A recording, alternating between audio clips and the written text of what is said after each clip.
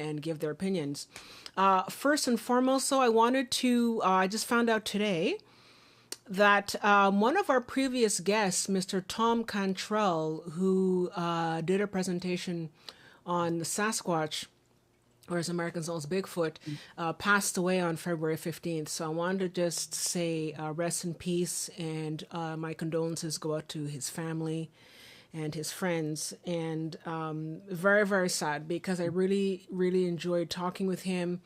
And he was one of the leading experts in that field, and he had lifetime experience, many, many decades ago, and he was just a very, very kind man and a kind soul. And he gave me an interview early on in the show's history. So I'm really, really want to just say thank you, Tom, wherever you are. Thank you for being a good person and for being kind. And yeah, so that's a little bit sad, but I wanted to just say that. So like I said, tonight we are going to be opening the phone lines, but before we do, I would like to just have Maureen and Susan give us a little bit of introduction as to who they are and what their connection is with this topic. So Maureen, I will start with you. Tell us a little bit more about your experiences with UFOs for people who don't know you. Well, I have never had an experience with a UFO. I'm not an experiencer, nor have I ever seen a UFO. I actually grew up with a family ghost, so my original interests were basically with ghost hunting. But I think it primed me to be open to the stories that I started to hear, particularly once I came out to the Pacific Northwest, the stories I started hearing from people who would share their abduction, particularly their abduction or contact experiences with me. And as a result of that, then I became involved with MUFON for many years. I was the Washington MUFON state director for 6 years. We separated about almost 3 years ago.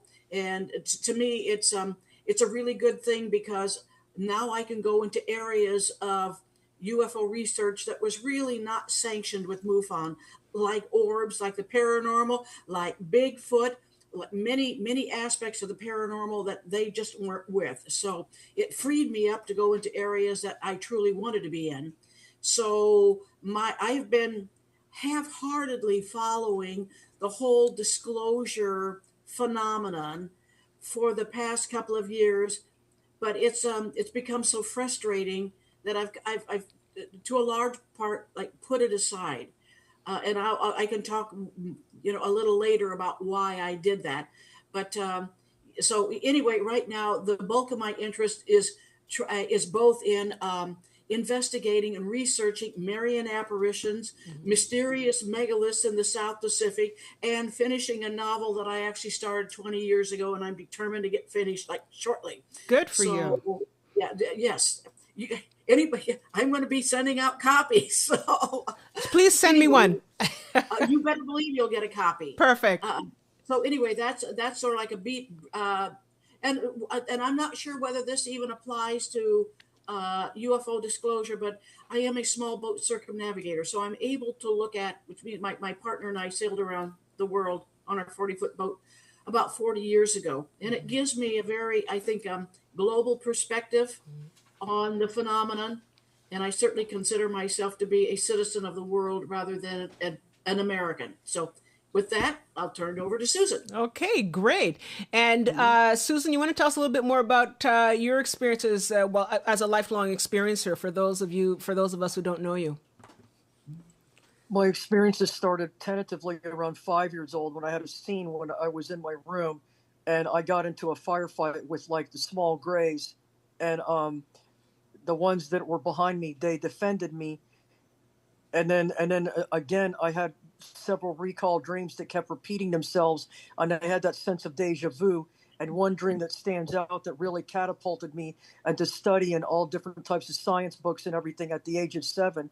I had a recall dream of us coming into the Earth's solar system, bouncing off of the different gravitational fields of the planets and using it as the slingshot effect and going into the Earth's highest upper atmosphere. And we were in the third phase of reconversion. And when we did, we got obliterated by a black hole. It was opened up on the right side of the ship. Mm-hmm. And I had that dream like 6 times. And each time I woke up, I would find myself cross-legged, staring at the closet door, startled.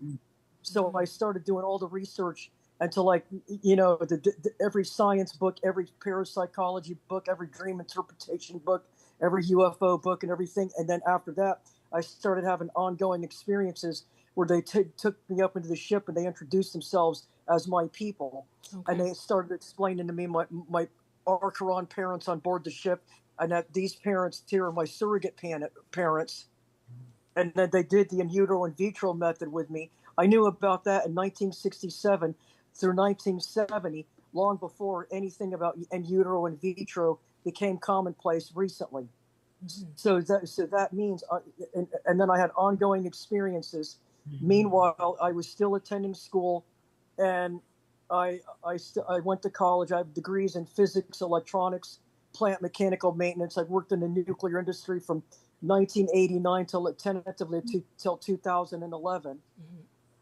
And I've had and I've seen UFOs. I stood underneath one back in September 1994. It was a black rectangular object, and I've had ongoing experiences with them. And they work with my people up there, and I'm actively working up there as well as living down here. I see. Wow, that's really impressive. I'm wondering if maybe you could try to sort of move your phone back, because we're having a hard time seeing your face. But thank you so much for those introduction, ladies. And I wanted to start off with also doing a little introduction myself. So we're going to be looking at, like I said, at the idea of disclosure. And I think that those of you who are watching the show regularly know I talk often about how this is the year that, you know, it's supposed to happen. This is the year that it's supposed to come out.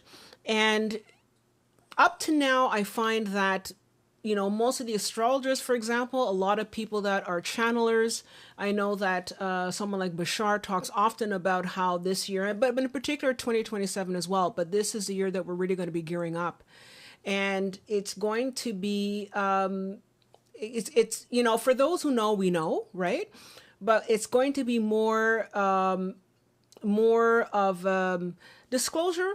I mean, we always use that word. I find that word sort of thrown around loosely, but it really is going to be a disclosure to a certain degree, where we are going to see, you know, real evidence of definitely not being alone. So I feel that is something that's going to be coming very shortly.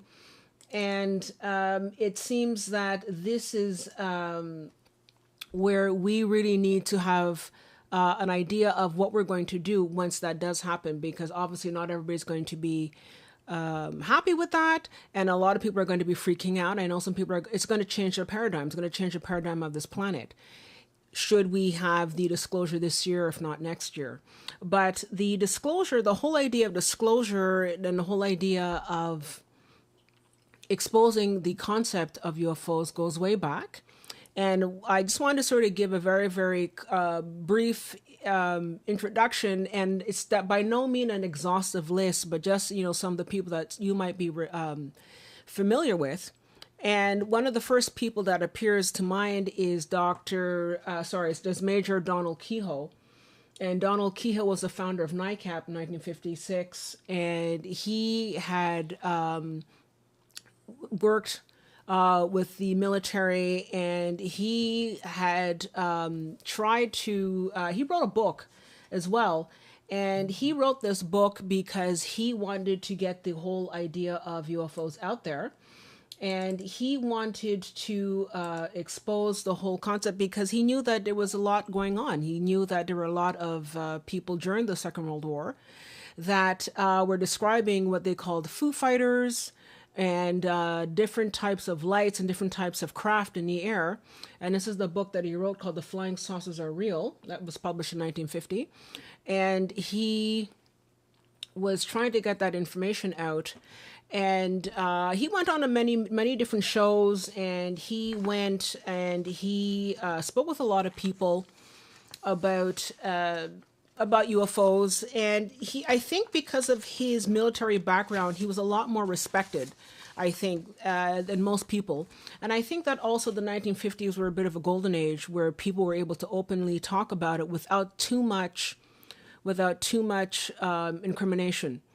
And I feel that this kind of incrimination really started to come after the once the military started to get more involved. They started to really go after people. And so the concept of disclosure was never going to be a real possibility then. And we have someone like Edward J. Ruppelt, who was worked at Wright-Patterson Air Force Base in Ohio, and he was the one who headed the Project Blue Book. And as some of you know, Project Blue Book was established in 1952 and went on until, I think, 1969.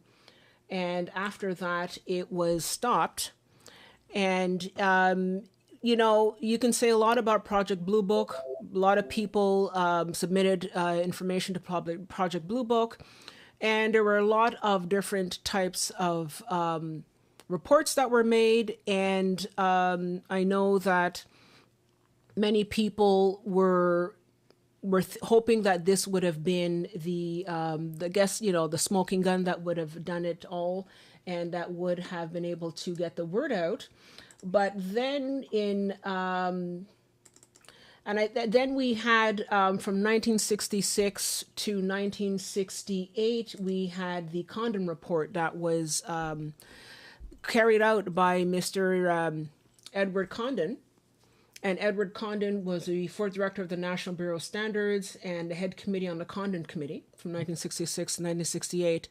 And he was tasked to do a lot of studies into UFO sightings and into the whole UFO phenomena as a whole. And they also published a book on their research. And really, a lot of ufologists realized that he was just there to discredit the whole phenomena. It was there to just discredit the whole phenomena. And I think it's at that point when we really started to have a lot of people having a lot of problems with trying to talk about it, because he didn't like the concept of UFOs at all. And he had already decided long before the report was published that he didn't want to have anything to do with it at all. So you have a lot of people within the CIA, a lot of people that were working with the government who wanted to really sort of squash this whole sort of concept. And so there are also other people who are trying to bring out this information. And some people that you may be familiar with much later on, and someone that I really enjoyed listening to back in the day was also Robert Dean. Some of you may be familiar with Robert Dean. He was a sergeant major, and he was also a ufologist. And he spoke highly of UFOs, and he also said that he had his own personal experiences with UFOs himself. So he had a foot in both worlds. He was basically still military, but also doing a lot of UFO research. And when people asked, why is it that you can talk so openly about UFOs, but that you don't get, crushed by the powers that be, as it were? And he said he's protected. According to him, he was protected for the longest time, and that his people would not allow him to be hurt. So that was an interesting thing. And I remember when I first started getting involved in UFO research, that was someone that I found very interesting, because he was able to talk about it, and he didn't have any qualms about talking about this topic and bringing out a lot of different ideas about UFOs. And he was able to get away with it. I don't remember him actually being followed or having an issue. So he was one of the, I guess, in my book, one of the pioneers that was really coming out and talking about it fully. And then when you get towards the 80s, and in particular 1989, we have Robert Lazar. And he's a bit of a contentious character because some people feel that he was talking a lot of garbage or that he wasn't real. He said that he worked at Area 51 and that he he bore witness to some of the projects that they were working on.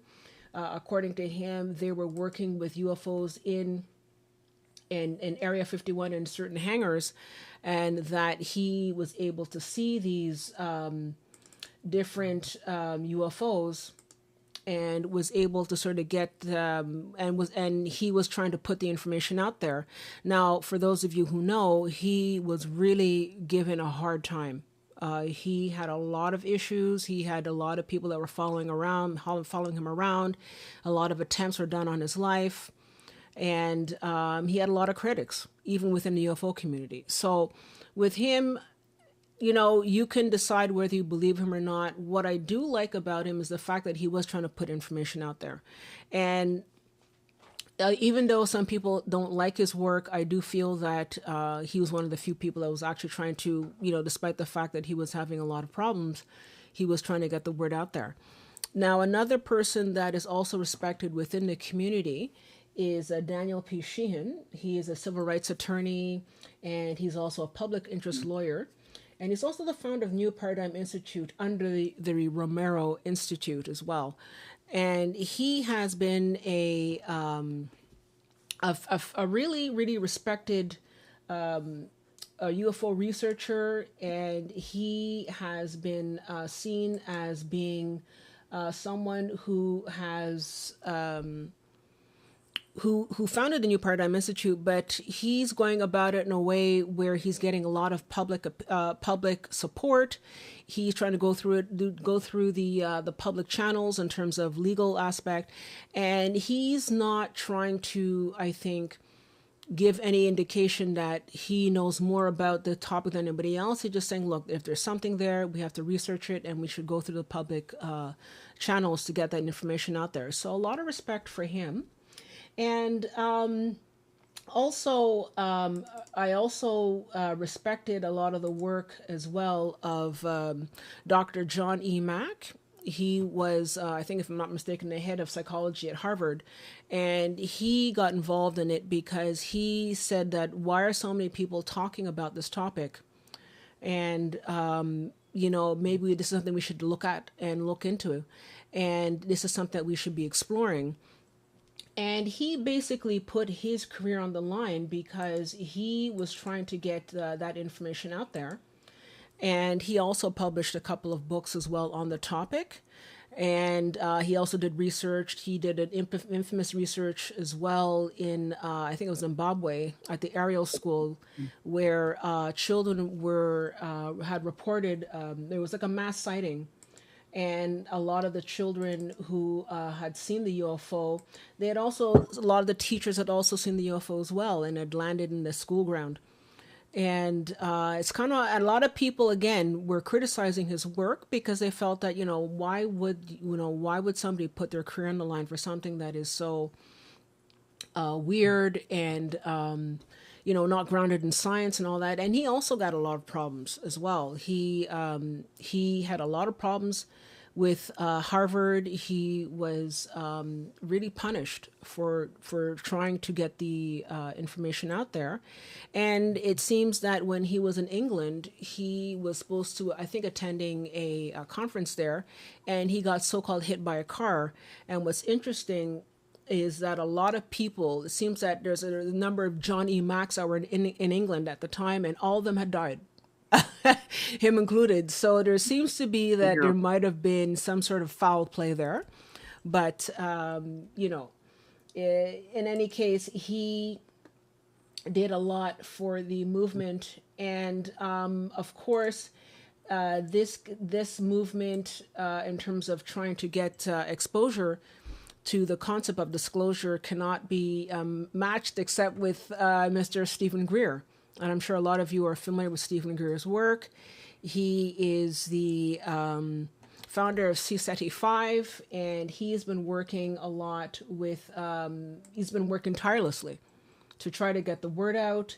He has been doing this since he started, I think, a lot of this work in 1993 when he founded his movement, and he has been going at it ever since. And he's been briefing different presidents. He's been working with different levels of government, and he has been working tirelessly to get the word out. And he feels that it's time to have disclosure, and he's given a different perspective on the whole thing. It's not even so much about aliens anymore, but it's about the technologies, and the technologies that if alien life were to be, disclosed, it would also come with a lot of technology that would be disclosed as well, and that would also disrupt some of the power and some of the money that is at play here on the planet. So anything having to do with oil and gas and you name it, weapons, all of that would come to a stop. And so he's giving a very, very different perspective on the idea of disclosure. And so that sort of brings us here to today. So he's one of the, like I said, it's not an exhaustive list, but I wanted to sort of just explain how some people have come before and have tried to bring the idea of disclosure to the forefront. And I feel that Dr. Stephen Greer is one of the ones at this point in time who's trying to bring that about. And it just seems that it's everywhere now. Also, of those of you know that there have been congressional hearings, and there have been different people within the military that have been coming out and have been talking about different craft, and that there are different types of organic life and all that. We've had a lot of people come in and talk about that. And the congressional hearings are interesting because I feel that it's another step closer to bringing that information about. And it seems that it's taking a much more public role. When you have it on TV, on YouTube or on your TV, and it's there for a couple hours and people are talking about UFOs and you have people asking questions, that's great. But I feel that we're sort of just at this tipping point. And now it's time for us to sort of just go over and say, okay, let's go. This is something that's happening. And so I feel that maybe this is sort of where we're at now. So I wanted to sort of give that brief introduction because I wanted to sort of get a different opinion. And I also want to get opinion from our members tonight. So I'll be opening this phone line soon. But I want to start off with Maurene. So Maurene, from your perspective, how do you feel in terms of, basically of what I've said? Like, do you feel that this is where we're at right now because of your experience with MUFON? Where do we go from here? Do you feel that this is the time that, why do you feel disclosure will or will not happen based on your experience? Well, I will emphatically say from my experience with MUFON, which was, it was basically very nuts and bolts, but during my tenure as the Washington State Director for like 6 years, that we will never have true disclosure. There is so much. In fact, I don't think we're going to have.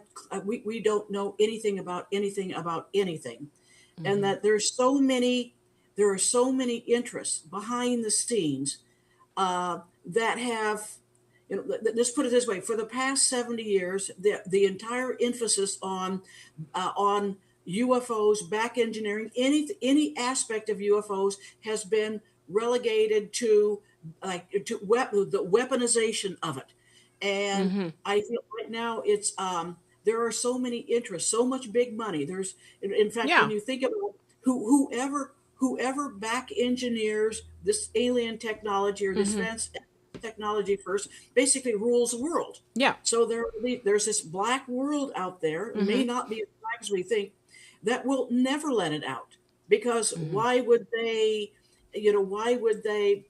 jeopardize not only potentially unlimited amounts of money, but power. Mm-hmm. And I think that's even like the Space Force. It's all about basically the manifest destiny with the universe. If it's out there, we can take it. Mm-hmm. And it's I see, and I think this whole disclosure movement through like Steve Bassett and Mm-hmm. Greer and so many of them, I don't see them as realistic, because we will never, and even Chris Bledsoe, if you're familiar with the North Carolina experience, or Chris Bledsoe, who's had direct contact with probably every high official in every intel agency in the U.S. and probably around the world, including the Vatican.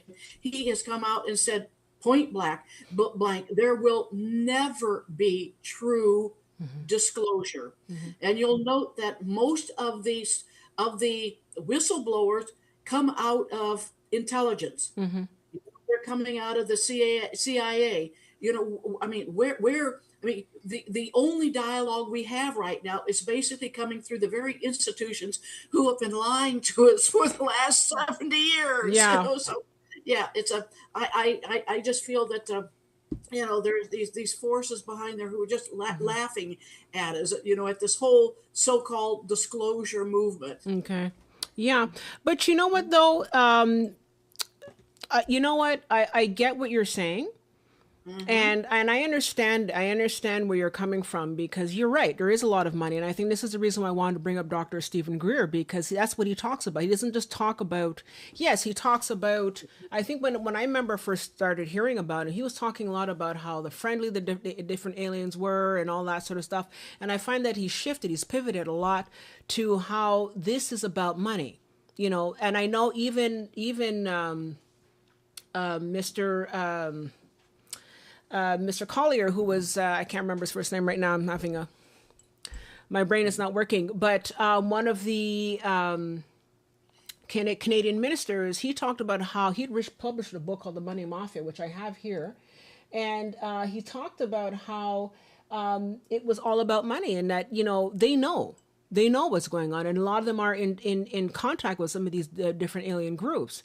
Now, it seems that the Greada Treaty that was done with Eisenhower was a treaty that was done to exchange technology and for allowing the Greys or different groups to kidnap people, and that was then taken and weaponized. So yes, it's about weapons.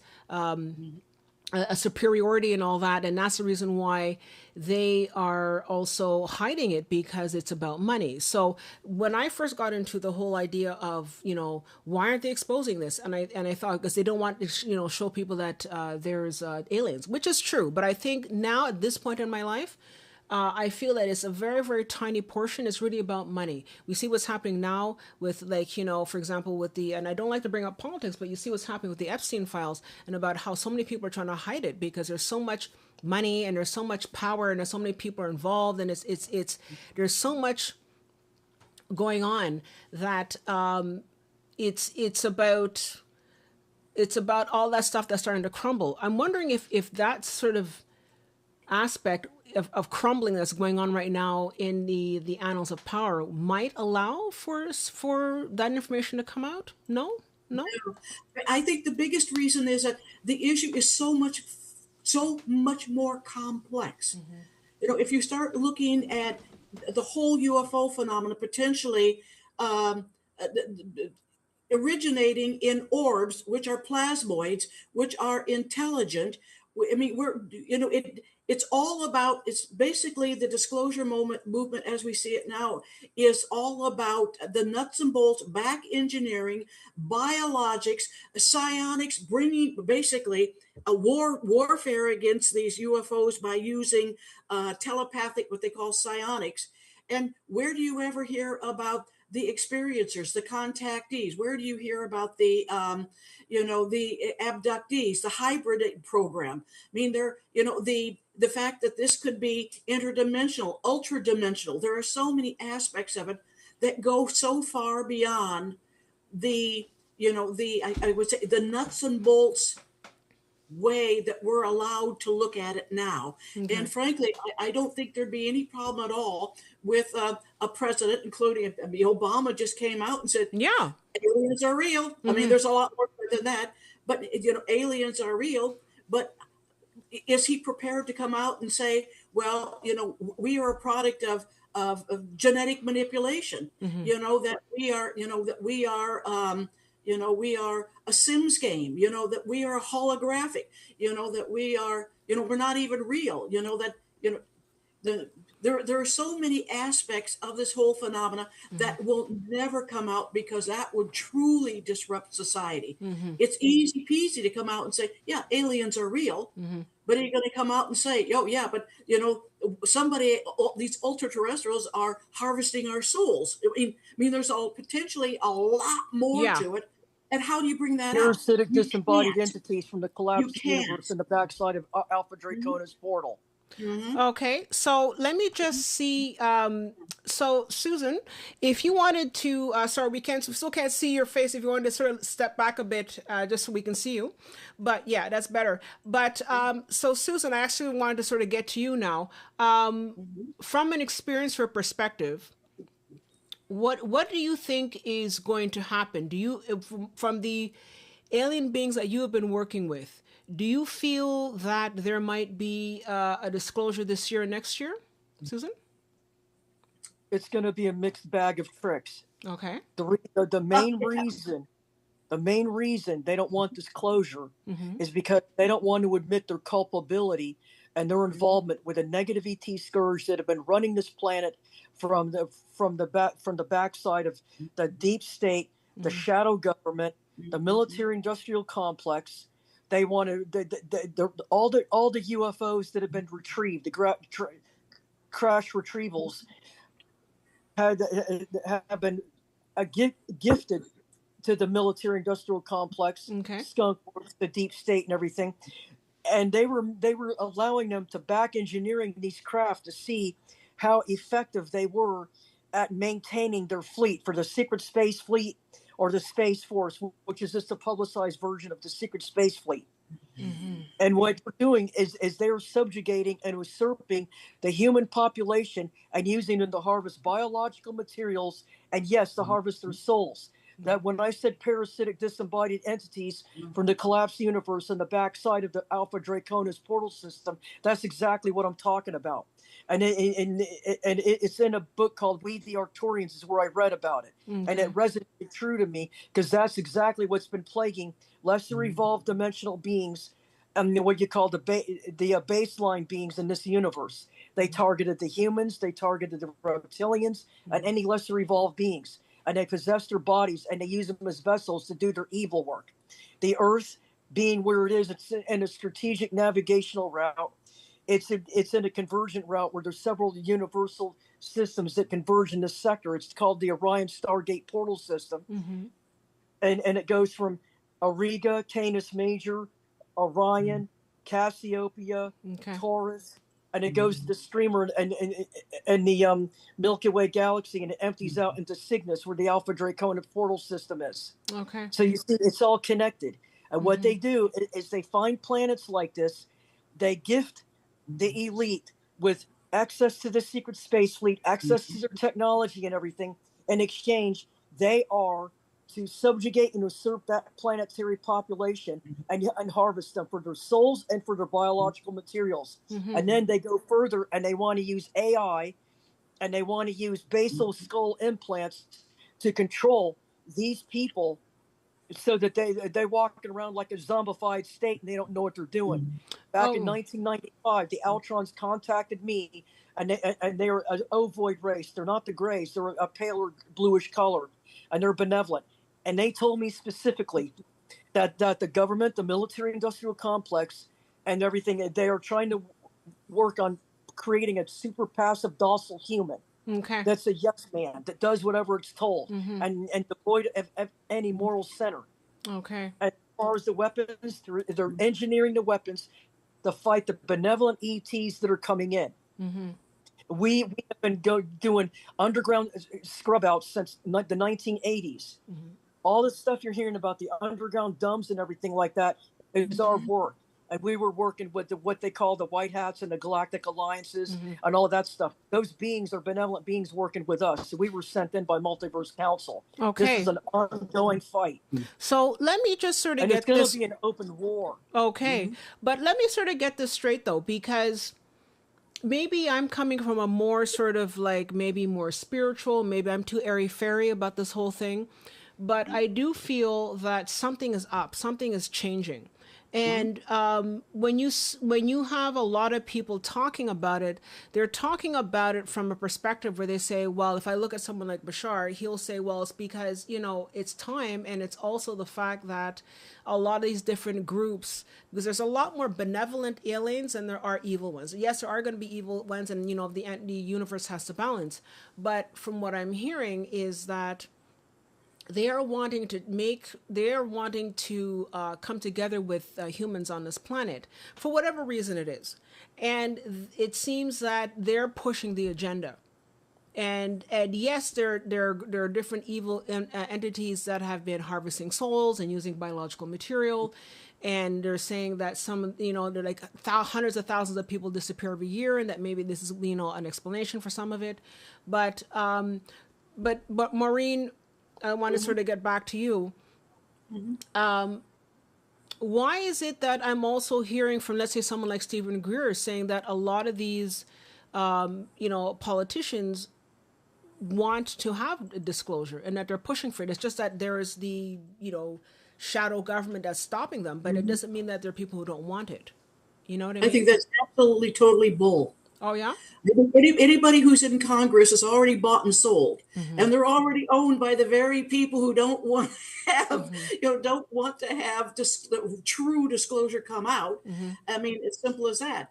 And one of the things, you know, I cannot disagree with anything that Susan has said, Mm-hmm. and particularly one thing that one of the oddball discoveries I made when I started researching this whole phenomena of Marian apparitions, Mm-hmm. like the Lady of Fatima. And this all started when I started to research Chris Bledsoe's visitations with the Lady in White, which she Yeah. gave a prophecy. And can I just say that people should go back and check out that episode that we had with Maureen. Absolutely. You know, check it out, So, because that was, it blew the cover off everything, and that was, and you really want to look at that because that talks a lot about what we're, you know, about it. But actually, now that we're on the topic, what does Chris Bledsoe say? Because he's saying, you know, times he are coming. said, what Chris Bledsoe said on a podcast, I can't tell you which one now, Okay.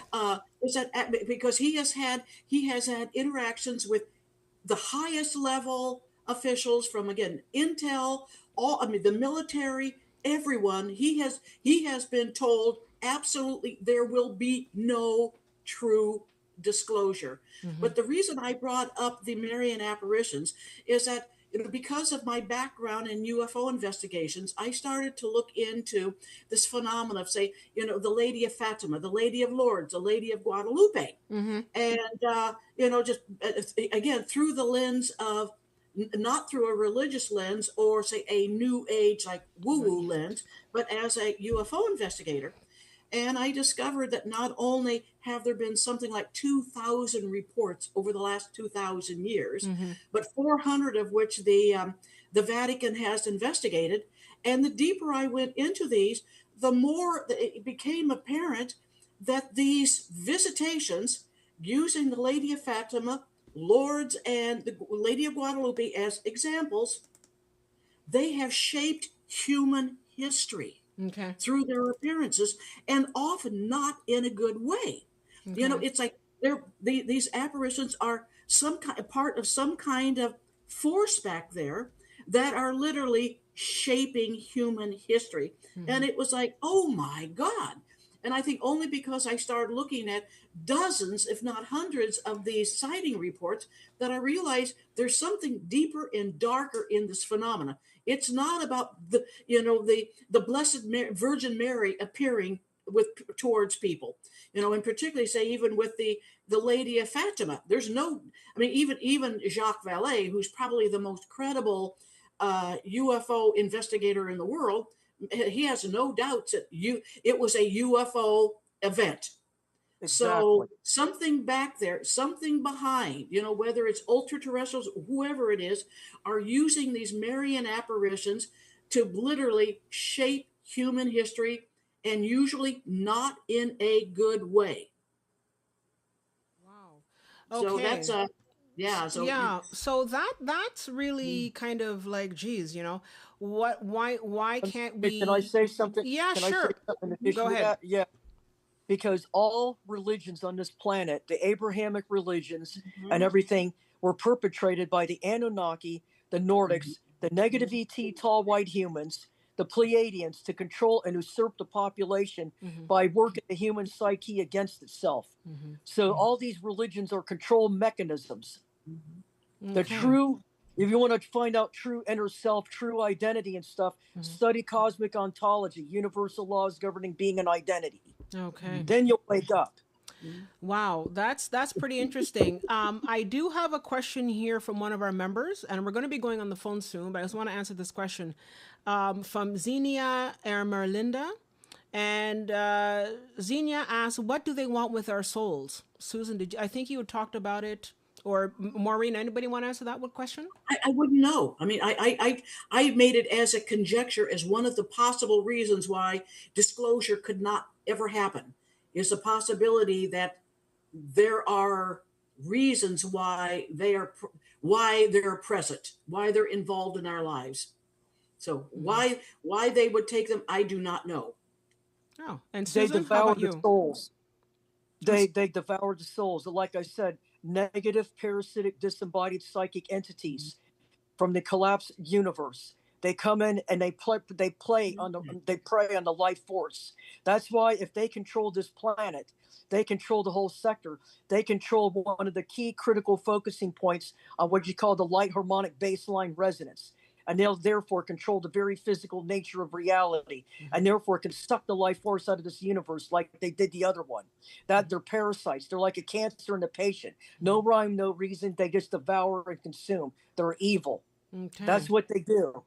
okay, And wow, the reason there's not going to be disclosure is because the human governments, the deep state, the evil elite, and everything are not going to admit that they're involved in satanic rituals, child and human trafficking, um, the ritual magic, which is actually the application of the creation life forces that Multiverse Council uses for procreation of different planets and stuff. mm-hmm. They also don't want to admit that they're the ones behind all these abductions. A lot of these alien abductions are staged by the military industrial complex, the evil elite, and everything, and they're staged. And it's usually people that are experiencers, and they go up in the ship initially, and then after that they get a later abduction, and they play mind games and psyops on these people.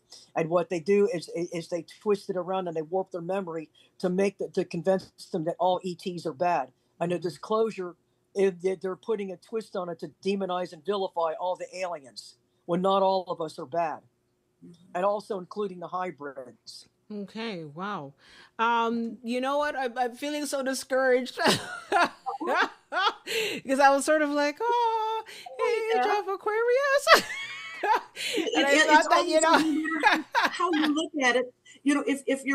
If people are willing to get away from, I guess you'd call it the disclosure dogma. mm-hmm, That we're as if we're actually going to get disclosure from the government. mm-hmm, No, I mean, and not only that, but you look at all the whistleblowers, all the people coming forth, whether it's Chris Mellon or Elizondo, it doesn't matter who it is, they're all coming out of like the CIA. yeah, I They've know. been fighting the Elizondo, I public for don't the buy last it exactly. for a minute. years. Elizondo, no. It's Yeah, as far as I can throw. that's Mm. right. So just about everything all the disclosure, the disclosure we have is coming from sources we absolutely should not trust. Okay, okay. So then let me And, let me. Oh, sorry. Go on, and Susan. Do you want to sort of?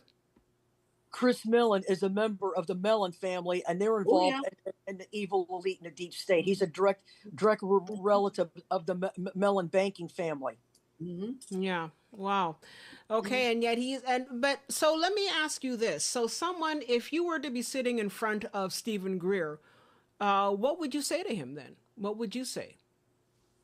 The not Who all you? ET are good. That some of them are very evil and they pass themselves off as angelic, lawful heavenly beings with their golden halo and their angel wings and everything. And the wonderful, benevolent ET Toloids and the Pleiadians don't trust them as far as you can throw a lead brick. Okay. They are not to be trusted. Yeah. That is the psyops. That's what they do. That's part of the war. They've controlled the human race. The invasion has already happened. Okay. It happened when the human race was first put here.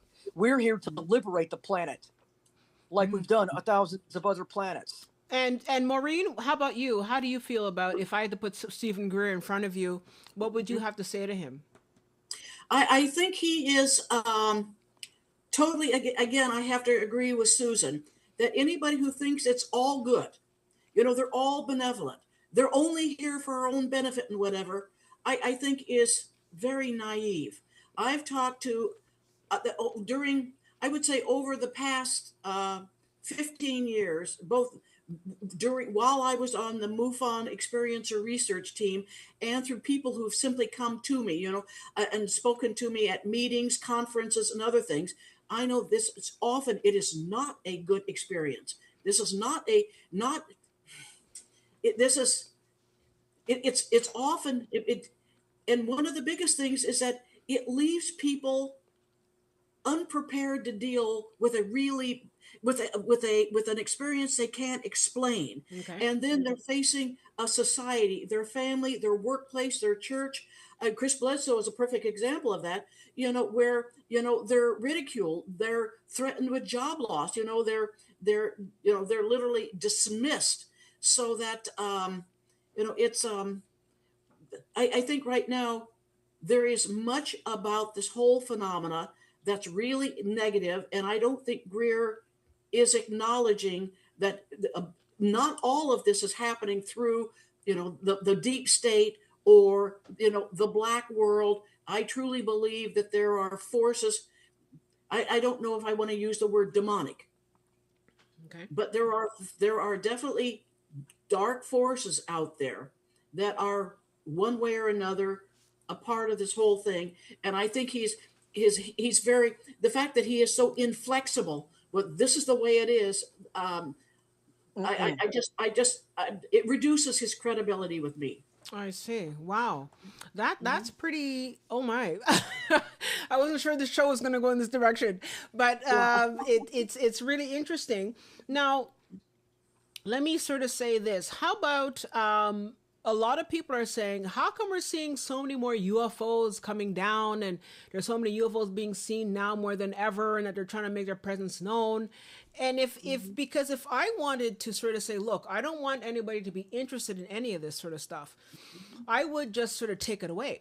I would not have UFOs because there are some ideas that a lot of the UFO sightings are sightings of actually man-made UFOs that are made by the U.S. government. If that's the case, then I don't want to add fuel to the fire and build up hope that they're coming and all that kind of stuff. I would just be like, boop, get rid of them and just, walk, keep going. There's nothing to see here, that sort of thing. Why are we seeing more and more UFOs? What's happening? I can tell you why. I can tell you exactly why. Yeah. Because a lot of fleets have been coming in from other parts of this universe. They've been called in. And a lot of them are benevolent fleets. And we are showing our presence in mass, in force, to the negative ET scourge to let them know the gig is up. Okay. And it's the show off before going in. That's what this is. There's going to be a war. There's going to be a galactic space war, and everybody's going to start seeing it. And it all started in Brazil with the face rippers over there, and I forgot the name of the place, but in Brazil, that's just the beginning. That was the U.S. military industrial complex using alien reproduction vehicles, as they like to call them, to stage those attacks. Okay. To try to demonize all of us. Mm-hmm. Is that the Varginha? The Varginha experience? Yeah, the Varginha. That was the one. Okay. You can tell the difference. The man-made UFOs aren't going to be able to fly around and everything like that. Anytime you see any kind of a triangular craft with a light at each vertex and the light in the center, or just a light at each vertex. That's a TR-3B or secret space fleet vehicle. That is not a higher dimensional alien craft. Okay. And you see the cylinders, and they swirl around like that, like a ribbon and everything. That's ours. Okay. If you see the spheres orbs, they call them, serve several purposes. It is a multidimensional plasmic technology that is used for either transporting people, projection, and also interfacing with different people. Okay. So let me throw this at you. So, as you know, one of my heroes is Bashar. And Bashar is a channeler, and he often talks about him. He's channeling the Asasani, and he talks about how they are trying to work with mankind to prepare them for contact with different beings and all that. And he's not the only one. A lot of people have been channeling this, that, the idea of contact is just almost imminent. What would you tell these people? Are these people delusional? What would you say to the people? Like, what would you say to Daryl Anka, Bashar? What would you tell him? That they're legitimate. A lot of these channels are legitimate because they're not coming from Pleiades. They're not coming from Antares. They're not coming from any of the other planets where the Nordics or the tall whites are coming from. I would trust them 50%, but there's some legitimacy to what they're saying. For the most part, most ETs are benevolent because they come from a higher dimensional, multidimensional state of being, above the fifth dimensional threshold region, or interface, or whatever they call it. That's where trilogy, not duality, rules. And the true state of the universe is everything has 3 points to it, not 2. Man has been living in a very denaturized, artificial state of existence where everything is polarized instead of like positive, negative, center, up, down, center. See what I mean? Everything has been manipulated, and ontologically they've been disconnected from their inner self, and that has to stop. And Maureen, what do you think? How do you feel about? I don't follow Bashar, so I'm not that familiar with, his what he's channeling. But I know so many people like yourself who value what he is saying that I am in no way going to discredit him or anything else. I'm just simply not that familiar with it. Okay. Now, I don't know. I mean, you also have a lot of people that are saying that they're working with these different beings, kind of like Susan. They are. Yeah. And they're saying that they are working with these different beings because there is a program that has been in place for a couple of thousand years, and that this program has been there to steady Earth, steady human beings, and also to bring about a more of a connection with human beings. And that they're looking, and again, this is what people are saying. And that they're working with us, and that we are at the threshold right now where we are going to be working with humans, like the aliens are going to be working with humans to establish a new world on this planet. Now, it's not just, there are a lot of people. We actually have one guest who came in last year, and we are going to be having Jeff Selver coming back again to talk about his book, where he's talking about how they're working, the different groups are working with humans and creating a hybrid program in order to bring about a change on Earth. Now, is that going to be negative? I know Susan touched upon it, but is that going to be negative? Is that going to sort of push the agenda and to the point where we can no longer ignore this? What do you think, Susan? There's 2 sets of hybrids on the planet. The benevolent ones, I'm one of them. Okay. And then the negative ones. The negative ones that are connected with the negative zeta reticulin grays, the native reptoids, the negative reptoids, the negative ET tall whites. They're pruned and they're groomed to assume different positions of power within all the different national governments and then and different companies and stuff. They get the jobs left, right, and center. people like us, the benevolent hybrids, we have to do all of our work up in the ships when we're asleep. And we remember it later on as a dream. Okay. And our neurology and our wiring and our nervous system is different too because of it. And a lot of them has Asperger's syndrome. And they go up in the ships and we do all the work up there because we cannot relegate any responsibilities pertaining to this mission on the earth because there's too much interference. We can't get a job. We can't have a decent career. We're forced on public assistance. We're blackballed. We're blacklisted. I've had my life attempted 7 times, and that was long before I even made myself public. Okay. And why? Well, why would a non-entity like me, who's a homebody, who just works in the nuclear plants and stuff, why would I be a target unless I was doing some serious work up there? Mm-hmm. Wow. And that sort of, that sort of leads me to ask, well, what's really going on then? Because, for example, like I said, we have someone like Jeff Selver who wrote the book, The Rising, and he's going to be coming back to talk with us again about his book. And he's talking about how he is an experiencer and he's talking about his experiences. And, many people like him feel very confident that there's going to be disclosure and that it's going to happen. So could it be a situation where some people are given a one story, but some people are given another story, that there's just sort of a bit of confusion? Maureen, what do you think? Well, I was thinking about the Chris Bledsoe, the Lady in White, and her prophecy. Mm-hmm. That, and again, if anybody wants to know more about it, all you have to bring up is one of the past episodes here. Yeah. But she prophesied that when the star Regulus shines into the eyes of the Sphinx at dawn, that there will be a new knowledge, and it will be the return of the divine feminine, mm-hmm. the rising up of women, but also, and that the men have basically fucked up and need to be gone. They've had their chance, and they're gone.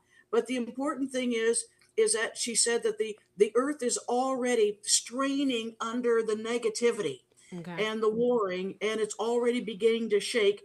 But she said that, there are going to be likely to be bad times before the good times. Mm-hmm. So it was very much I think if you give any credence to her prophecy, and I do indeed, that we're likely to see.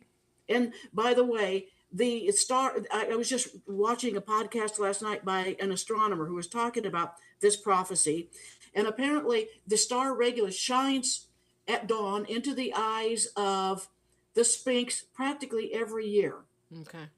But this time, it's like, for whatever reason, it's supposed to be, it's a blue star that's supposed to be shining red mm-hmm. into the eye of the Sphinx.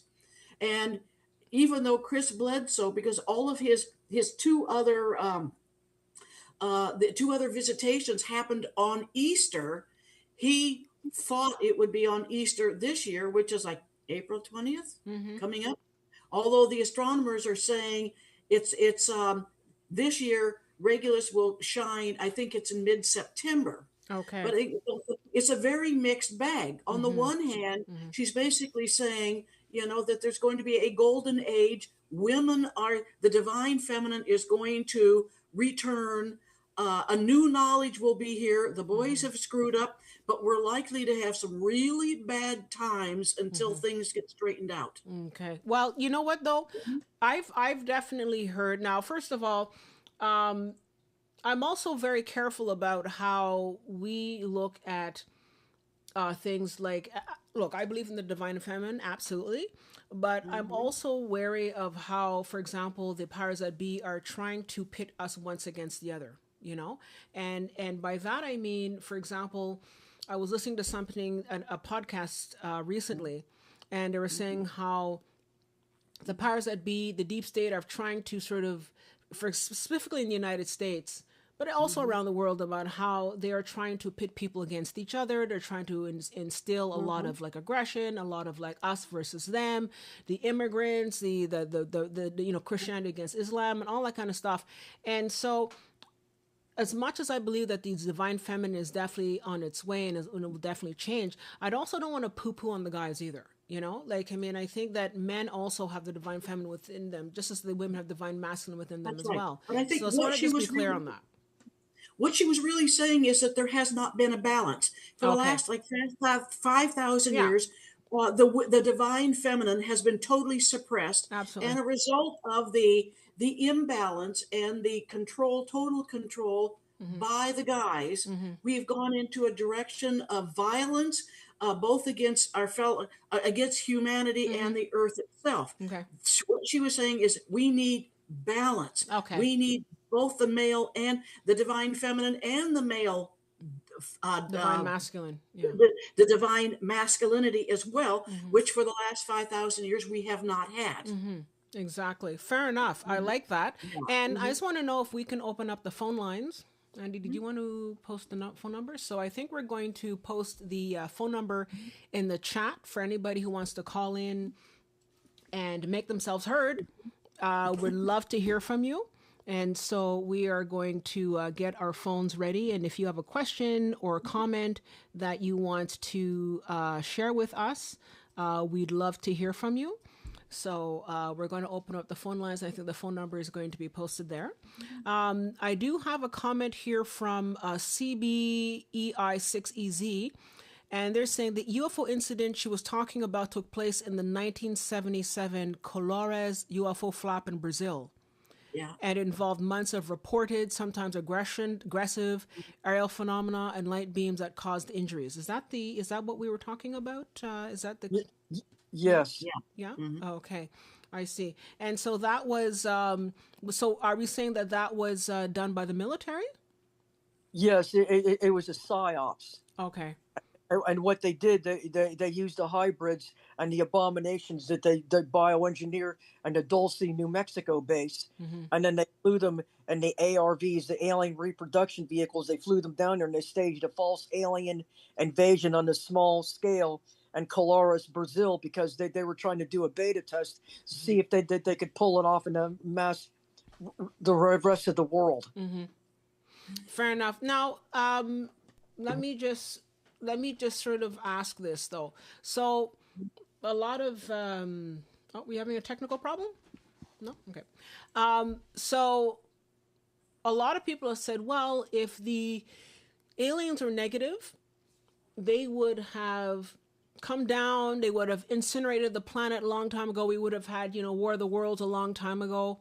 And they obviously don't need the money, so no, they need access to this planet because it's access to the sector.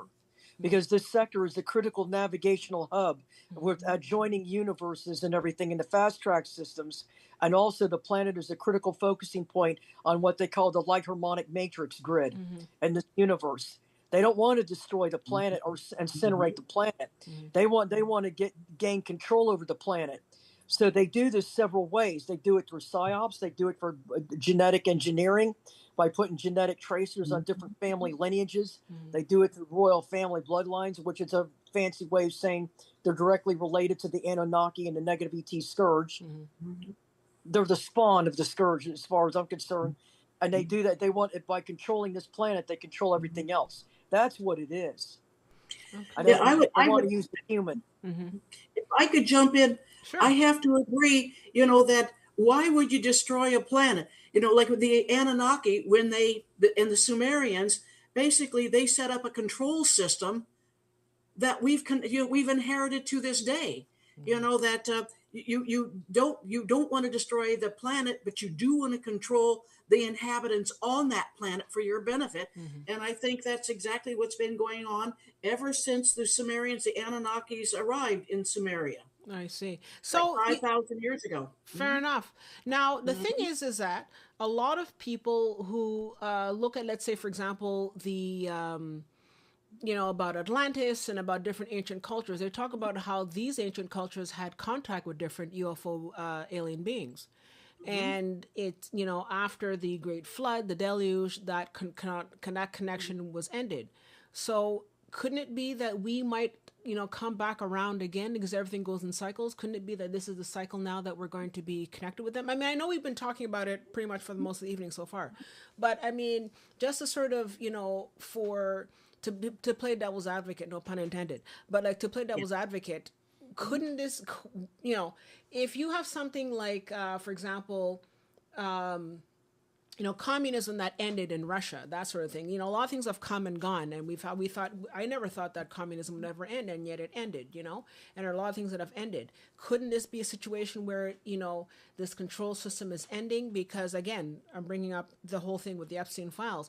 A lot of the beliefs that we held so firmly are starting to crumble before our eyes. Maybe this is a part of that crumbling where the control that they had might crumble along with it, or the lack of information might crumble, and so that might open the doorway.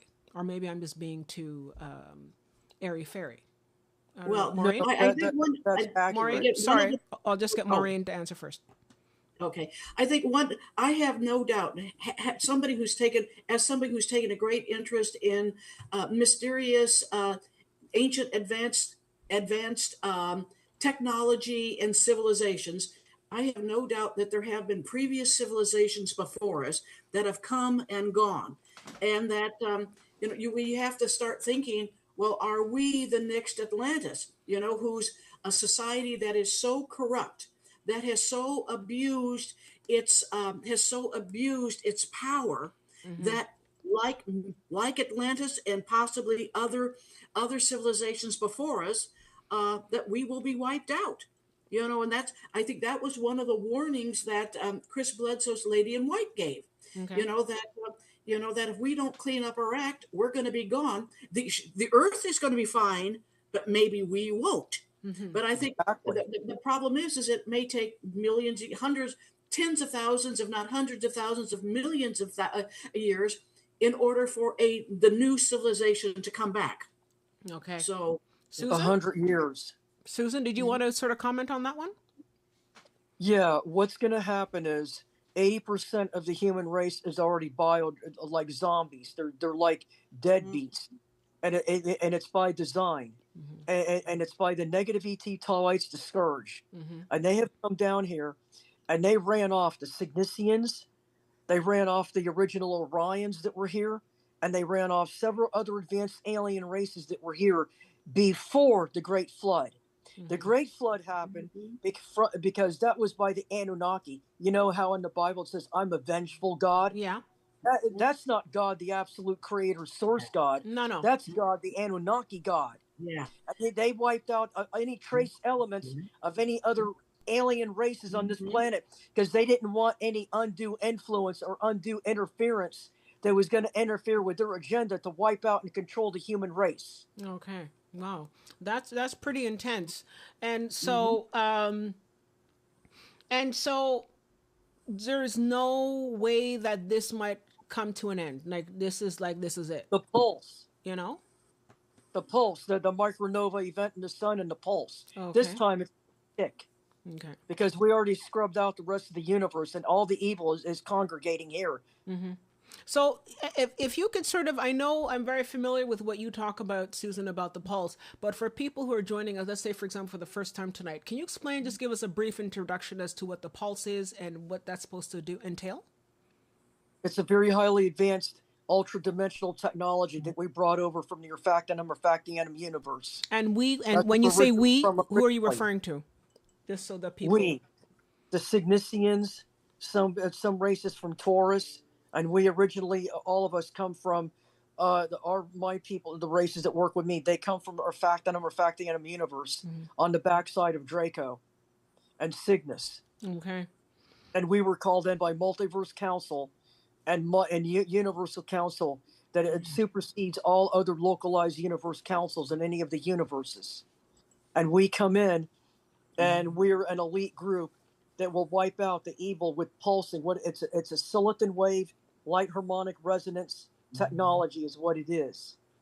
And with silicon waves, it's a wave that can travel on forever without ever losing any amplitude and without ever experiencing any distortion.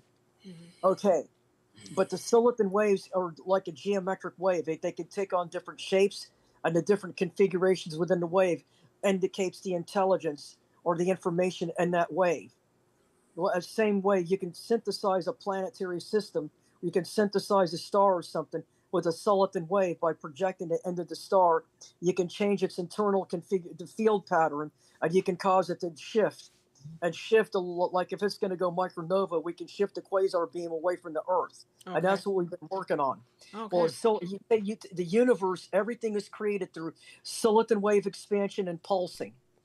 It's not the Big Bang is a ruse. The Big Bang theory is a ruse. It wasn't created by the Big Bang. It was created by a sudden pulse, like an onion effect. You have the onion layers in an onion, and then when you pulse the center of the onion, all layers are activated at the same time. Okay. I never did. Okay, I have an interesting. And the pulse is going to happen.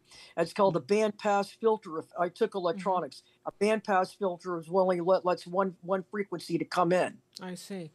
Well, see, only specifically the evil, negative, degenerate, the ET chains, the ET scourge, the negative demonic souls will be vaporized. None of the positive or benevolent or asleep souls are going to be affected. Okay, so that sort of brings down to the point where, if the so-called negative ETs are going to be wiped out, and I have an actually interesting comment here from Kelly. Hi, Kelly. We have an interesting comment here from Kelly. It says the pulse takes out lower vibrational beings and not the higher vibrational beings. Is that what you're referring to, Susan? Yeah. Yes, correct. Okay. So then if that were to happen, if that's the case, and that's what we're looking at, then it goes back to the idea that if the lower vibrational beings that are causing all this nightmare and mayhem on the planet are wiped out, then, the higher beings would then show themselves, no? So we're back where we started, no? No. This is the misconception of creation and a true state of being. Okay. A true state of being, you don't have to have destructive, negative beings or forces preying or grating away at your very existence to make you miserable, to learn and evolve. That is a ruse. That is a misconception. That's not true. So you're kind of cut off there, Susan. If you want to just lean back a bit. Sorry, we can barely see you. Okay. Oh, there you go. Sorry. Yeah, and so if that's the case, Maureen, did you have any commentary on that? No, I knew nothing about the pulse. The pulse? Okay. Yeah. Okay. Well, the true state of being is just like a baby learning to walk or a baby tumbling. Those are the cumbersome that are cumbersome, like austerities. They have to grow and evolve. Growing pains. That's not negative. That's just being clumsy and cumbersome. The true state of being is a to and fro in the center, an up and down in the center. Everything is trialistic, not dualistic. In order to have a machine operate properly, you can't have a bad ball bearing that's going to shatter and cause the rest of the rotor to collapse and stop rotating.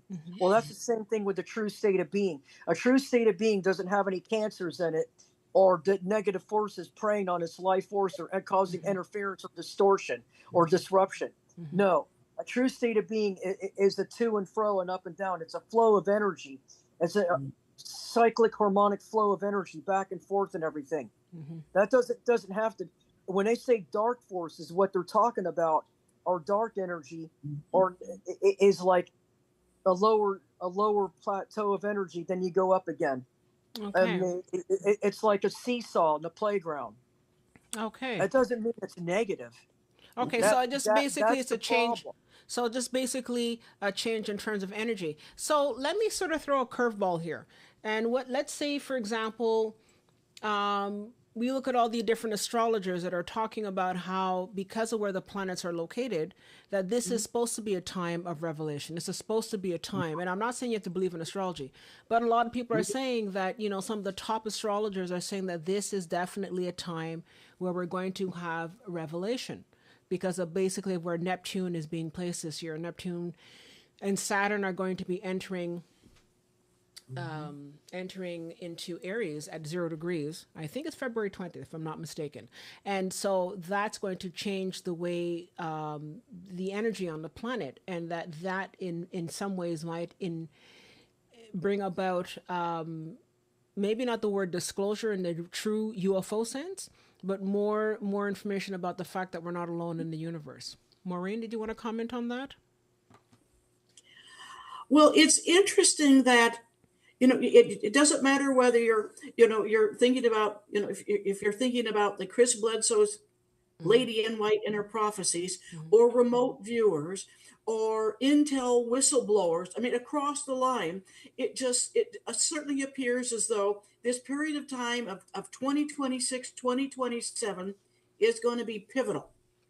That it's like, who knows what's going to happen, but something is going to happen. One of the things that particularly concerns me is, of course, this whole phenomena of, I would say, unregulated, uncontrolled AI, Okay. and the influence of this. It's almost like a takeover of human society by a non-human entity, Exactly. over which, from what I understand, there is very little oversight. There's very little control, and if we get super AI, it basically is in total control. We cannot control it. And not only that, but it's almost as though the people who are the Kurzweils, the big proponents of this uncontrolled AI, super AI, are not only looking forward to eliminating people, humans, because we're so deficient, but also that AI is going to become the new God. It's like it will be the new God force, replacing any concept of whatever God that we've got. This is all to be coming from what I keep picking up from like former executives from Google, for Open AI, many of the big AI I would say innovators. This period of time, 2026, 2027, are going to be pivotal in the course of human history. So it's kind of like, gee, where is it going to take us? And, But mhm. yeah, but the thing is that with AI, and I know that I've been having this conversation with a friend of mine, and actually the moderator of the evening. And one of the things that's interesting about AI is that there's a lot of money being thrown at it, but there's also a Oh, lot of people talking about how AI, in terms of what is happening, in terms of like it's not. I mean, it's very interesting for people who are, let's say, using Chat GPT and using different, little, chat models and all that, and it's kind of fun. And AI has been interesting for people who have been, let's say, producing videos and doing movies and all that. But at the same time, AI threatens, for example, to take away a lot of jobs. And I'm wondering how I would want to bow down to a God that, let's say, took my job away, or took away my future. I don't know if that's good the kind of God question. want to be praying to. Maybe I'd be like, I'm going to watch my tongue, but like me, and I would be saying something an expletive instead to this so-called AI, as opposed to, let's say, oh yeah, let me just sort of go with it. Because right now we're in a transition period. Right now we're sort of like, yeah, it's interesting, but we still have our job. But it says that, like, a huge chunk of jobs are going to be taken away. A huge chunk of what we do and how we live is going to be taken away.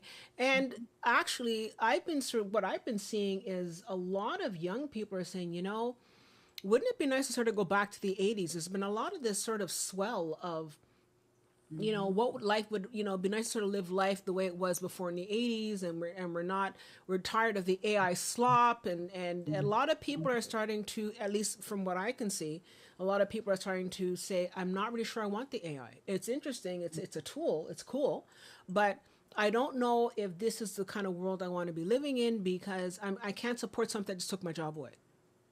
So I don't know, Maureen, because I know you're on the Well, I recently saw a clip from an Elon Musk interview. I think it was at the World Economic Forum. Okay. And the director of the World Economic Forum asked him about AI and robotics. And I mean, you could practically see Elon Musk's eyes sparkling. And he was talking how about in the immediate future, there are going to be millions of robots. They're going to raise your children. They're going to take care of your old people. They're going to do all the work that you don't want to do. And the moderator asked them, well, what about people? What are they going to do? And you could just see this blank look come across his face. And one of the things that I think is worrisome is that, see, I follow a number of remote viewers. And like Lynn Buchanan, for example, McMonigal, and a future, the future forecasters group, but anyway, a number of them. And it's astonishing how many of them have come up with the figure that 75 to 80% of the world's population is going to be gone. You have to think, if there is a complete takeover like Elon Musk is talking about, you don't need people. They're just mouths to feed. And it makes it, it kind of brings these, some of these remote viewing projections that go back to the 1970s. It validates it in a way because, if you have AI doing anything, you don't need 80% of the world's population. There's no way that if you take a bus driver's job, you can turn around and put him in some job as a nuclear physicist. What are people going to do in fact, what are young people going to do when all the entry level jobs go? Exactly. And then, again, I see a crisis coming up in the very near future on a number of levels. And I think the number one threat would be the coming of super AI. And also, who was I listening to? I think it might have been the CEO of OpenAI, who developed ChatGPT, who was talking about how, and again, the question that was raised to him is, well, why isn't this being regulated?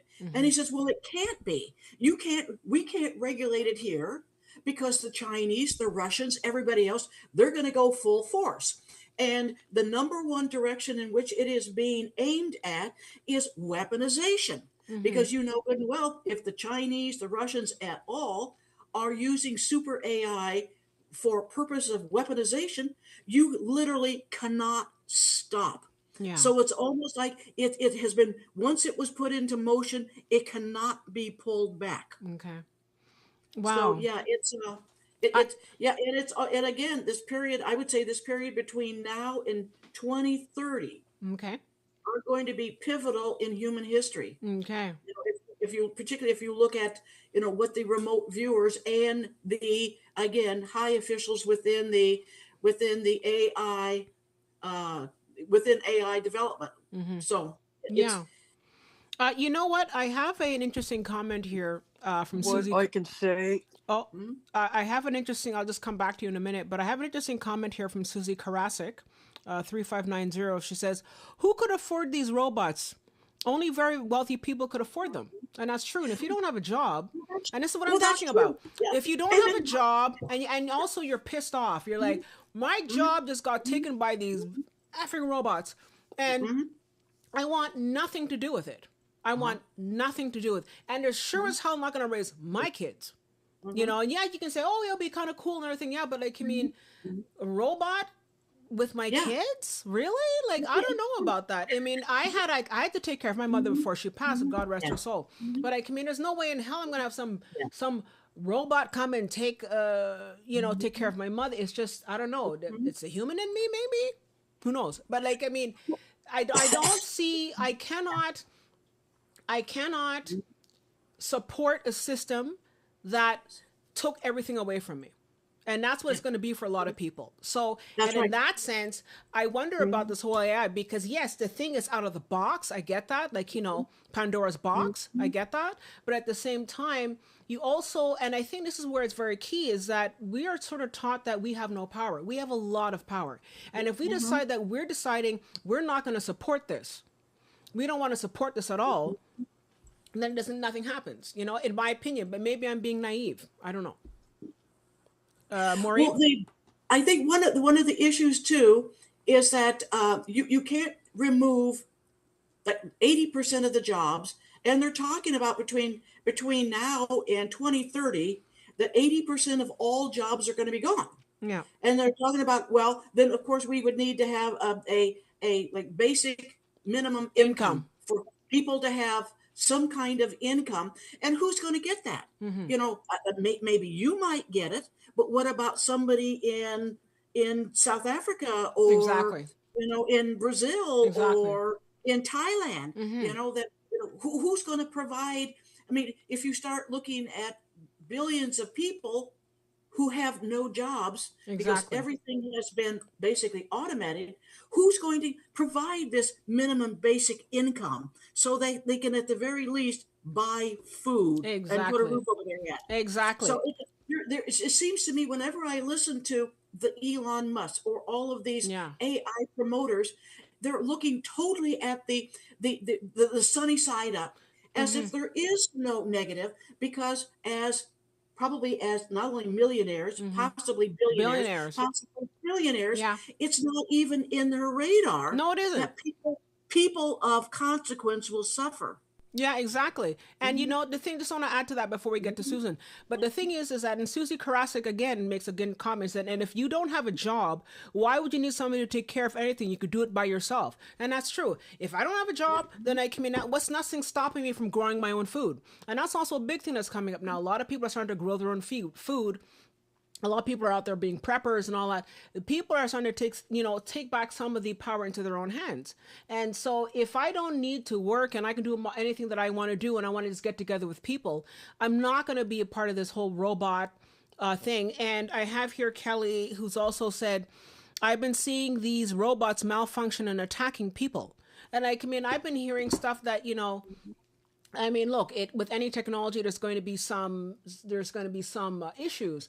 But the thing is that I can't see, even if you have a guaranteed monthly income, not going to have enough money to buy $100,000 robot. I mean, come on, you know what I mean? It doesn't make sense. It's stupid. So like, I just can't see it happening. And I think that getting back to the basic topic of tonight about, disclosure and all that, it's about power and it's about people who control things. And if people out there are pissed off, because one thing I've always said, I said, you get revolution when people have nothing left to lose. And you mentioned, for example, like you look at South Africa. In South Africa, when people had nothing left, they said, screw this thing with apartheid. I have nothing left. And they just go ahead and people are going to get killed, but they don't care because they have nothing to lose. You know what I mean? And I just feel that if people take back their power, we can take back we can, break down some of these structures and we can have the disclosure that we're looking for because we're going to bring it out ourselves. And again, maybe I'm just sort of being very airy-fairy, but I think it's about power structures. The power structures are the ones that are stopping it from happening. And we, the people, can turn around and say, no, we're going to bust that down, just like they busted down the Berlin Wall, and we're going to make this happen, So screw the establishment and screw all the fact that they're able to hide it. That information can only be hidden for so long, but we can have that information if we go after it. If we make the effort to, we're not powerless, is what I'm trying to say. You know what I mean? Susan, did you want to comment on that? Yeah, what I wanted to say was that the AI isn't going to work. With the Epstein files being exposed. I'm trying to remember what video I watched, but the Epstein files specifically, there was a very detailed video. I'm not sure who said it. I wish I could remember. I don't. I remember there was one by Billy Carson, but that was live. That was a live podcast on Facebook. I tried to send it to everybody, but I couldn't because it wouldn't let me. But between Billy Carson and there was this other source. I don't know if they call it the Hood Spider. I don't know if that's the name of the other source. They said that Epstein not only did the child trafficking and stuff, he also is the main central hub, and in Israel, underneath Jerusalem or whatever, of all the different incoming channels, and he runs the AI. He has the kill switch, or I think that's Elon Musk has the kill switch on every single internet platform. Sorry, we can't see you, Susan. If you want to just lean back a bit, we can barely see you. Okay, there you go. He has the kill switch on every internet website on this planet. He has several eugenics and several spicer DNA X facilities around the planet. He is in direct contact with the Anunnaki, Enlil, and Enki. He's running the whole thing, and he's alive in Israel. He staged his death to escape. The files are every single person in power is in the files, listed in the files, and they're all they're all being controlled by the deep state, and he's working with the negative ET scourge.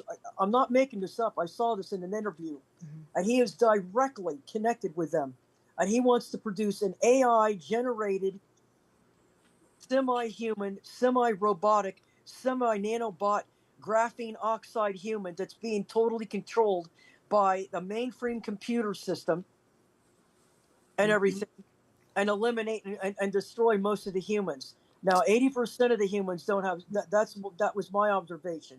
They and the Altrons told me this. They don't have souls. They were just a bunch of extra vessels that were created. I don't know why. But I know why. But if you have all these different robots and all that kind of stuff going on, I mean, who's gonna fix these robots? Who's gonna make these robots? It just sounds so crazy. And it's not that I don't believe you. I know that what you're saying, you're trying to sort of put information forward, and I get that. And I'm not going against that. I'm trying to tell you what was in the Epstein files. Okay. They found plans to put they put it in the chemtrails. They're trying to put it in all the food. They're trying to spray crops with the nanographene oxide or whatever.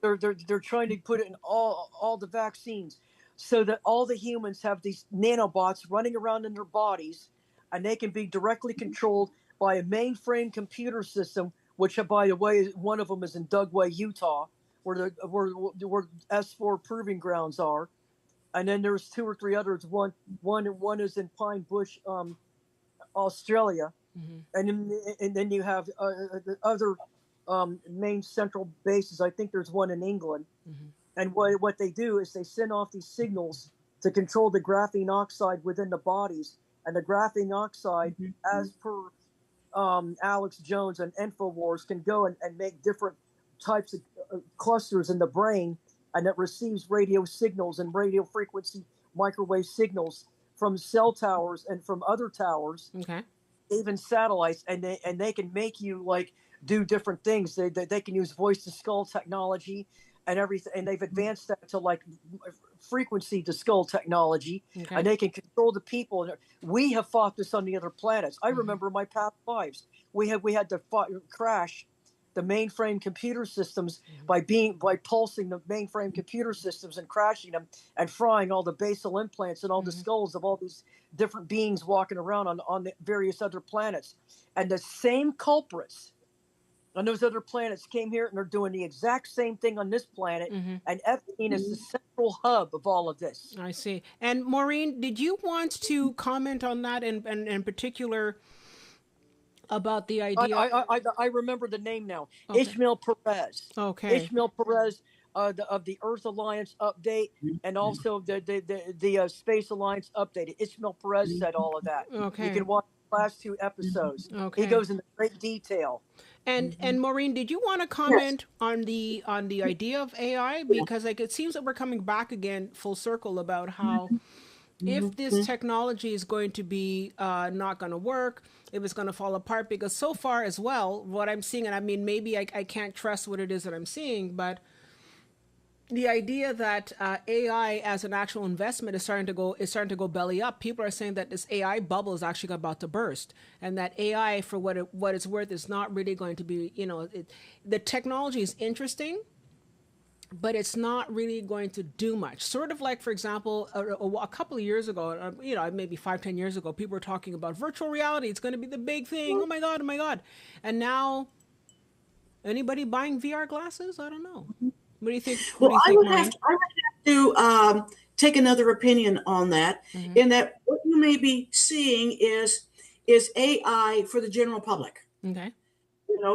But in the deep state, All you have to think about is what is that $22 trillion that the DoD, the Department of Defense, will not not acknowledge, but will not be accountable for. What is that being used? I have no doubt that maybe Chat GBT may not go anywhere. The robots might not go anywhere, but you better believe in the deep state, in the dark, as far as weaponization goes, it's going to go full bore. Okay. But bringing this all back to UFO disclosure, Okay. if you're looking at this whole phenomena as just an extension of the Anunnakis control 5,000 years ago. Okay.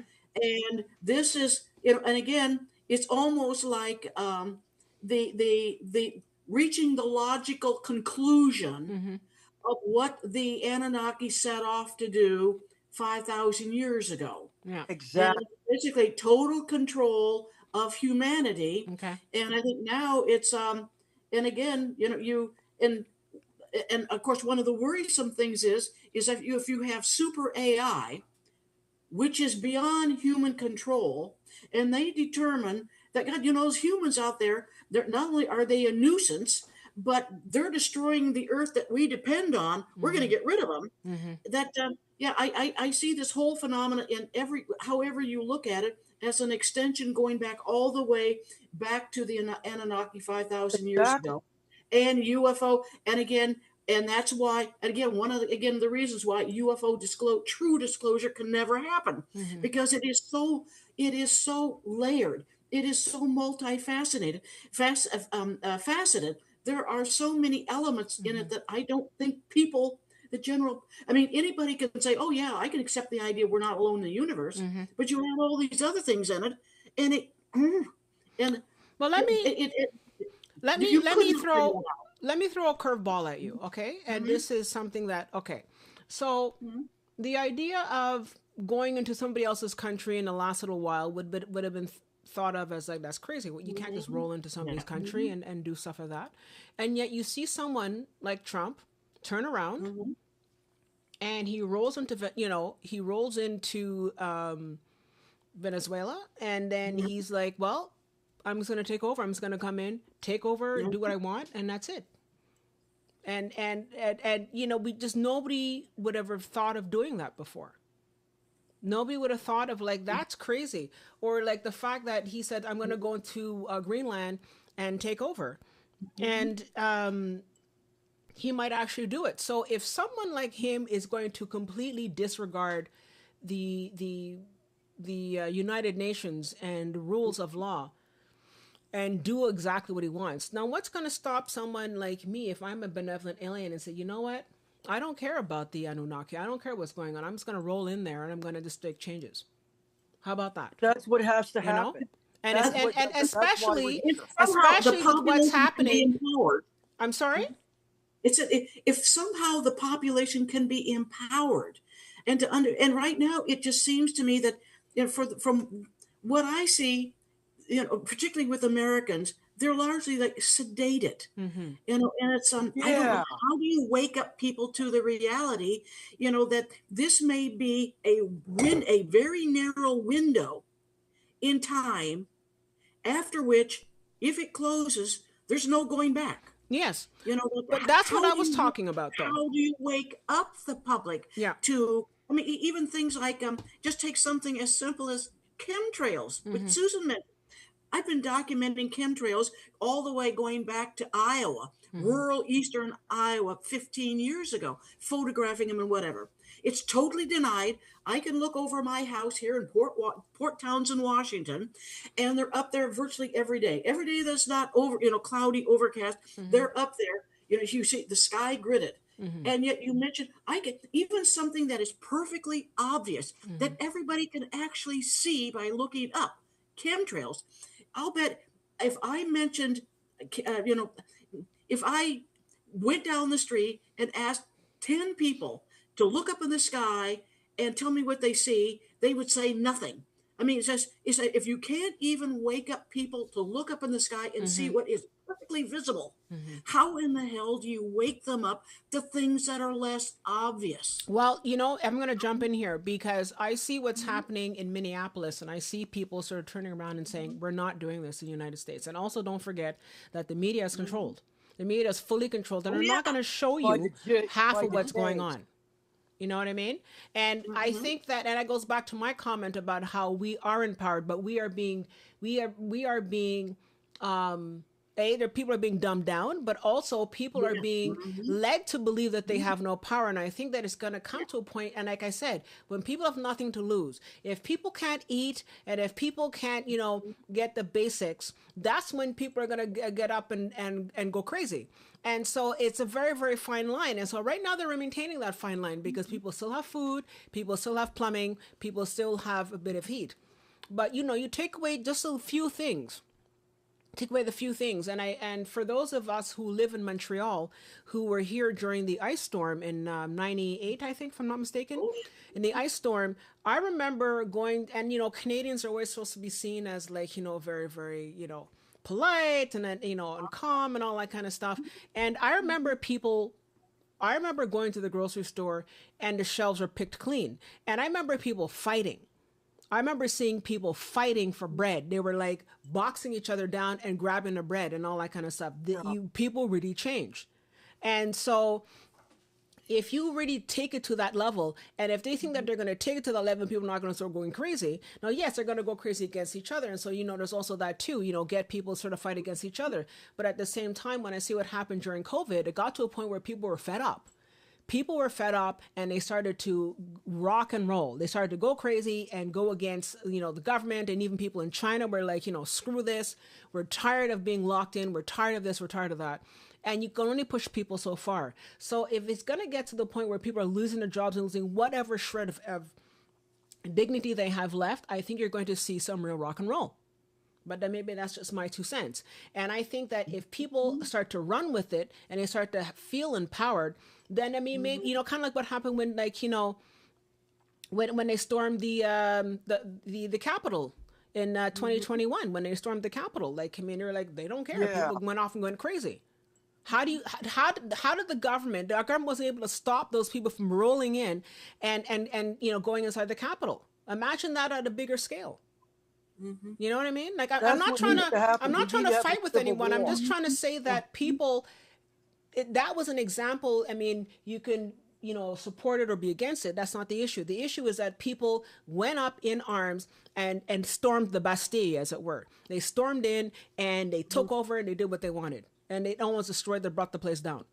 So that's only a smaller percentage of people, and people are trying to be polite. Well, I think again one of the issues is that you have to keep in mind that they got a new Napoleon after that too. So that things were not all that good afterwards. Yeah. I just lost my train of thought. So But Susan, Susan did you wants. want to comment, Susan, while Maureen is sort of Yeah, what I wanted to say was his name is Ismail Perez. okay? And he's the one who does the Earth Alliance update, the Galactic Alliance update. He's the one. He's got a really good source. He's a good source of information. And the last two videos were about the Epstein files and the shit that excuse me, Yeah. that he was exposing about what Epstein was involved in, about the AI and the nanobots, and trying to do splicer DNA with humans and put artificial intelligence inside of the human DNA sequences and controlling the humans is alarming. This guy was the central hub for the evil elite and the Anunnaki directly. And the reason they're operating out of Israel is because that's one of the main portals going into the Orion Nebula portal. Okay. And it's a direct link. And that's why there's been these ongoing wars in the Middle East, because there's like three major portals feeding back into the Orion Nebula and the Orion Belt Star System, where these other portals come in, where souls go under normal, natural migratory routes. Souls go there after a person dies. But no, your Abrahamic religions and your Anunnaki and your Ark of Vanna ships and everything, disrupted that route. And every time a person dies, they go into the Arcavana ship and they're told, oh, you can choose this life or that life, and they force you to be reincarnated here. And the reincarnation trap to feed off of your lose, your ambrosia, your negative energies, your suffering. I see. Well, the main portals in Israel and in Egypt, and I think it's Iran or Iraq, there's feeding the Orion Stargate portal system. And that's why there's been these ongoing wars. And that's why these religions were invented, to try to seize control over these different sectors. Okay, that makes sense. That's very interesting. Maureen, did you want to finish on what you were talking about? Yes, I thought, I remember now what I was going to talk about. Well, how do you empower people? How do you get people motivated to rise up? And I was just, are you aware that what was about a week ago, there was this big march of the monks that descended upon Washington, D.C.? The monks, yeah. That's right. That's right. Well, where is the ministry? Where are the preachers? Where are the priests? Where are the rabbis? I believe until you have, and why is it Buddhist monks that are rising up and marching in the streets? Where are the Baptist ministers? Where are the Catholic priests? Where are the rabbis? Yeah. I think until you get the clergy out, which legitimates rising and empowering people to say, this is wrong, it's got to stop now. I think until that happens, and you just have to think where are they? Yeah, but you know what though? They're bought off by the deep state, because they're all part of the deep state and the whole operation from the Anunnaki. That was part of the false religions that I've been referring to. Yeah, but you know what's interesting though? What I find interesting is that they've said that what the deep state wants is for people to fight against each other and to go crazy. Yes, okay, right. That's Divide one. and conquer. Okay, but two. Divide and conquer. Exactly. Divide and conquer. And they did that with slavery too. Another just a note for another day. But what's interesting is that when the monks were going from state to state and going from town to town, and people were showing up, a lot of people were crying.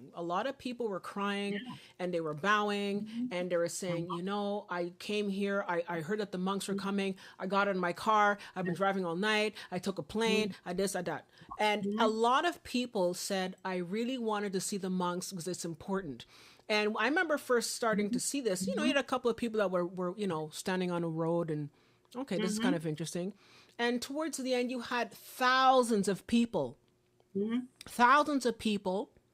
that were watching these monks and praying and giving flowers and all that kind of stuff. And I was kind of like, wow, people said that we really need this. We need peace right now. We need love right now. We need all this kind of stuff. And that kind of touched me, because it said that there's still some humanity left. People could have said, go home and, you're stupid. But a lot of people said it's a way, you said, it doesn't matter what color you are. It doesn't matter what your orientation is. It doesn't matter if you're black, white, gay, straight, all that kind of stuff. It doesn't matter who you are. We just want to come together. We want peace right now. That gave me a window into what was really going on, because the media would have you believe something else.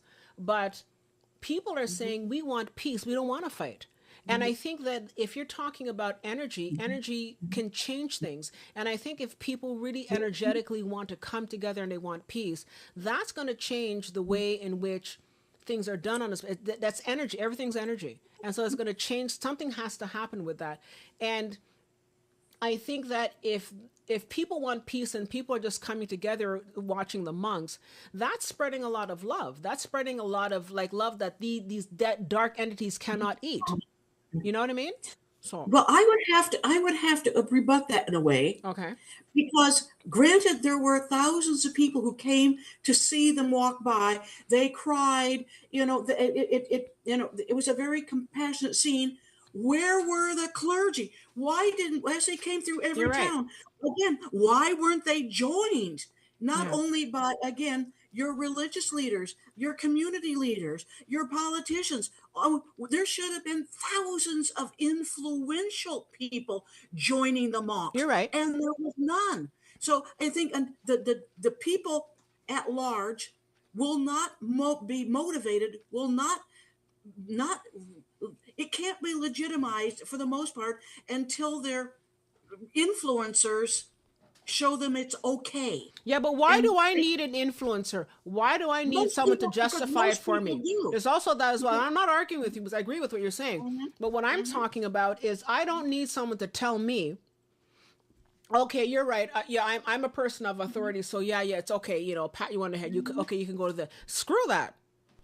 I I decide for myself what I'm going to do. And I have sovereignty. I have agency over what I do and what I think. And a lot of those people came out without having to be influenced or told or this and that. And I think actually I like the fact that there weren't any clergy or anything because they didn't want to have to sort of have, well, the Christian aspect here and then there's this and that. And you know, to rebut that rebuttal, there were some priests that did show up. There were a couple of, mayors and all that kind of stuff. Now, mind you, they used it as a photo op. But like, I mean, there were a couple of people that, were from different faiths that were there. But I get what you're saying. How come it wasn't people coming out in droves? But people came out in droves on their own. They said, I want to bring my kids to see this.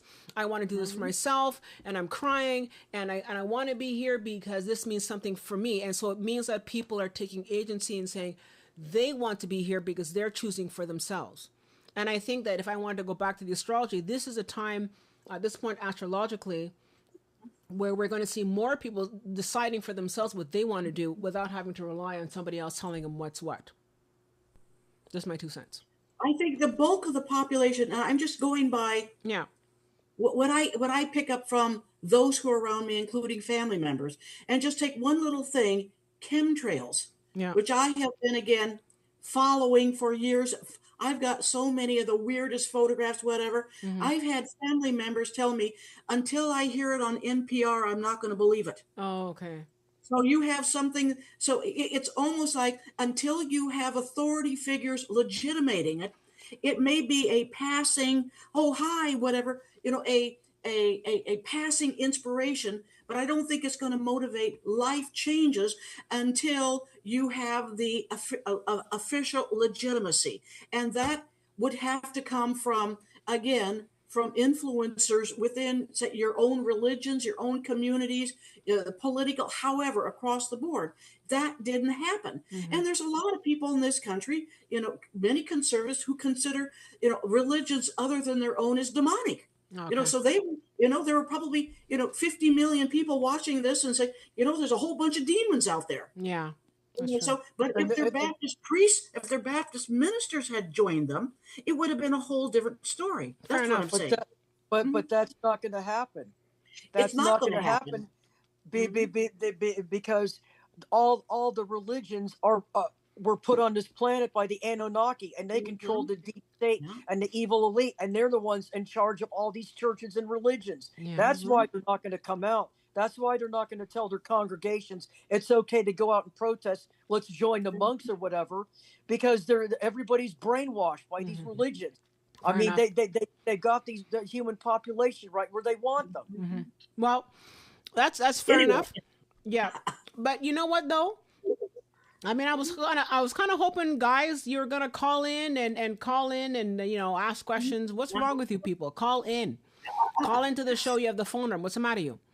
Yeah, we want some positive input, because largely what Susan and I have been talking about, I know, it's been a little bit, but I also think it's realistic. Yeah, that is for sure. Just about every point that we brought up, is a realistic way. I mean, there may be other ways to look at it and everything, but I think as of right now, it's realistic to look at humanity being in a cusp period in our human history, and I guess I would consider it an honor to be alive at this period of time where we're going to potentially see all of humanity changing. I mean, how blessed can you be?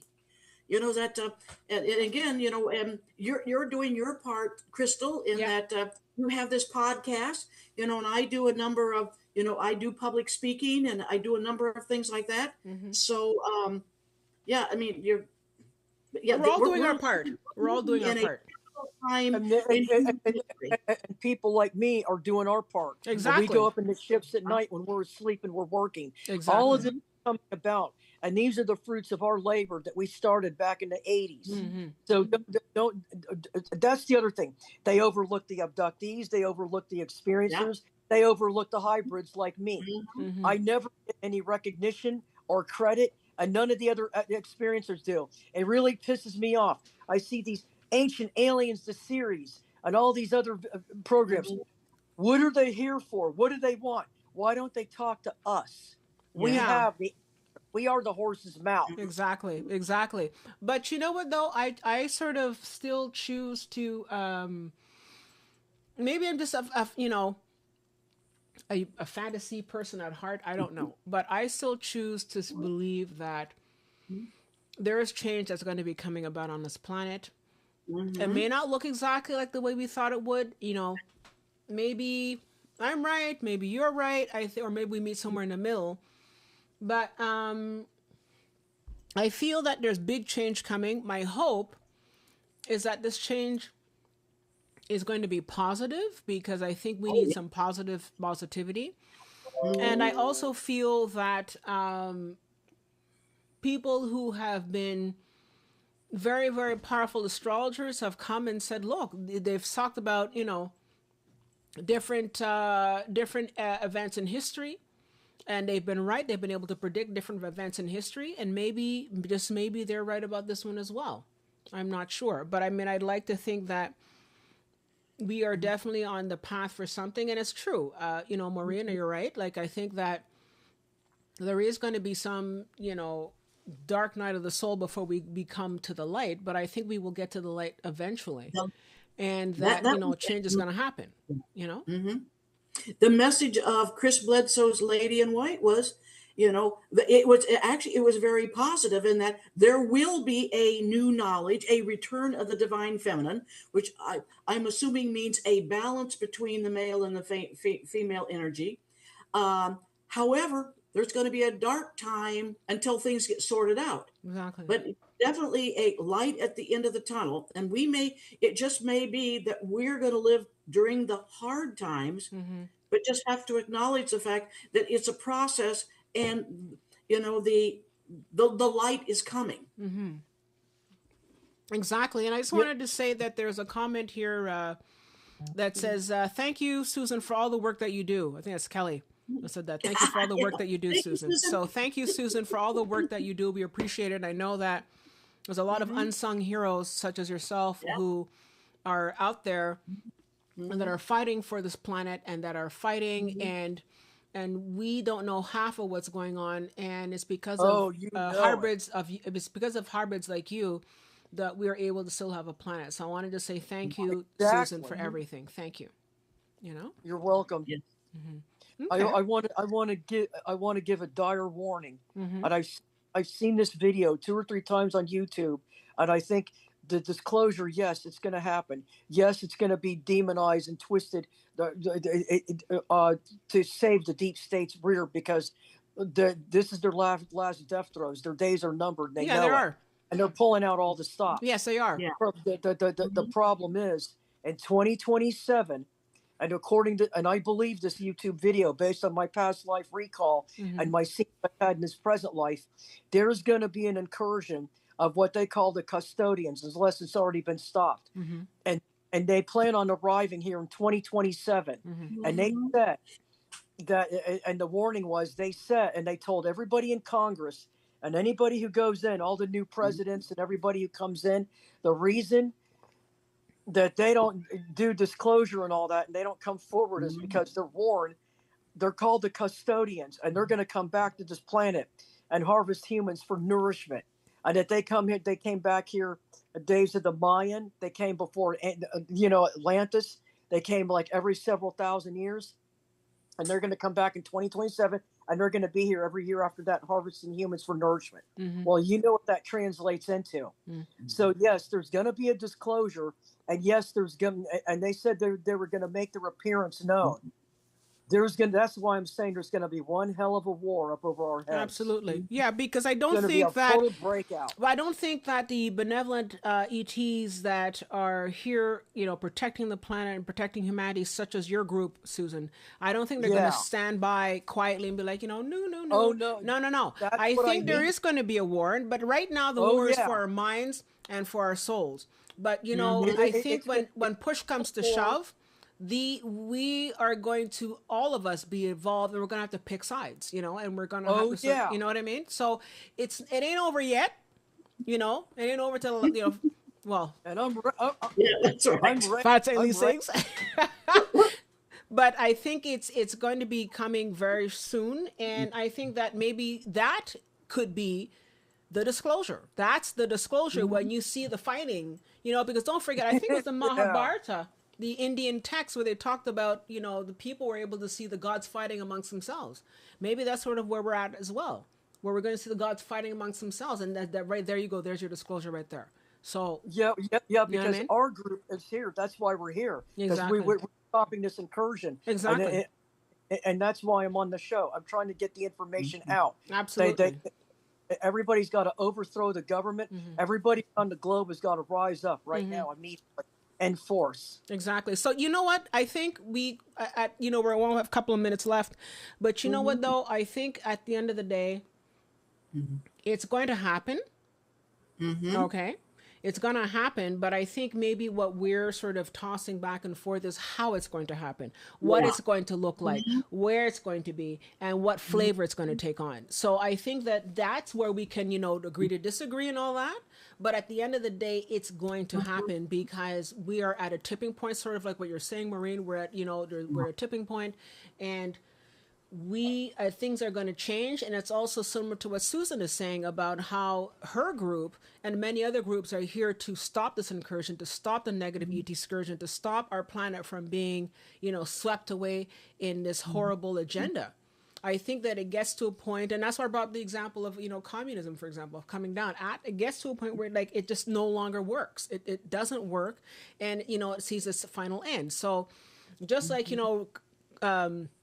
civilizations rise and fall, I think this one is also rising and falling, and we are at a point where we're going to see a very, very different world being born before us, and that I think is sort of where we see the disclosure.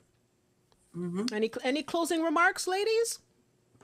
Maureen? Well, I believe that those of us who are aware of this it's like our job to be lights in the dark, to lead people towards some kind of, I don't know, some kind of understanding of what's happening. Because when all this is, I believe most people are going to be deer in headlights, having no idea what's happening. Those of us who have had the heads up, whether me through my background, with, as a UFO investigator and working with experiencers, whatever, I believe that we have a responsibility, those of us who have had our eyes opened up, to provide the light for those people who are out there, literally deer in headlights, having no idea what's happening to them.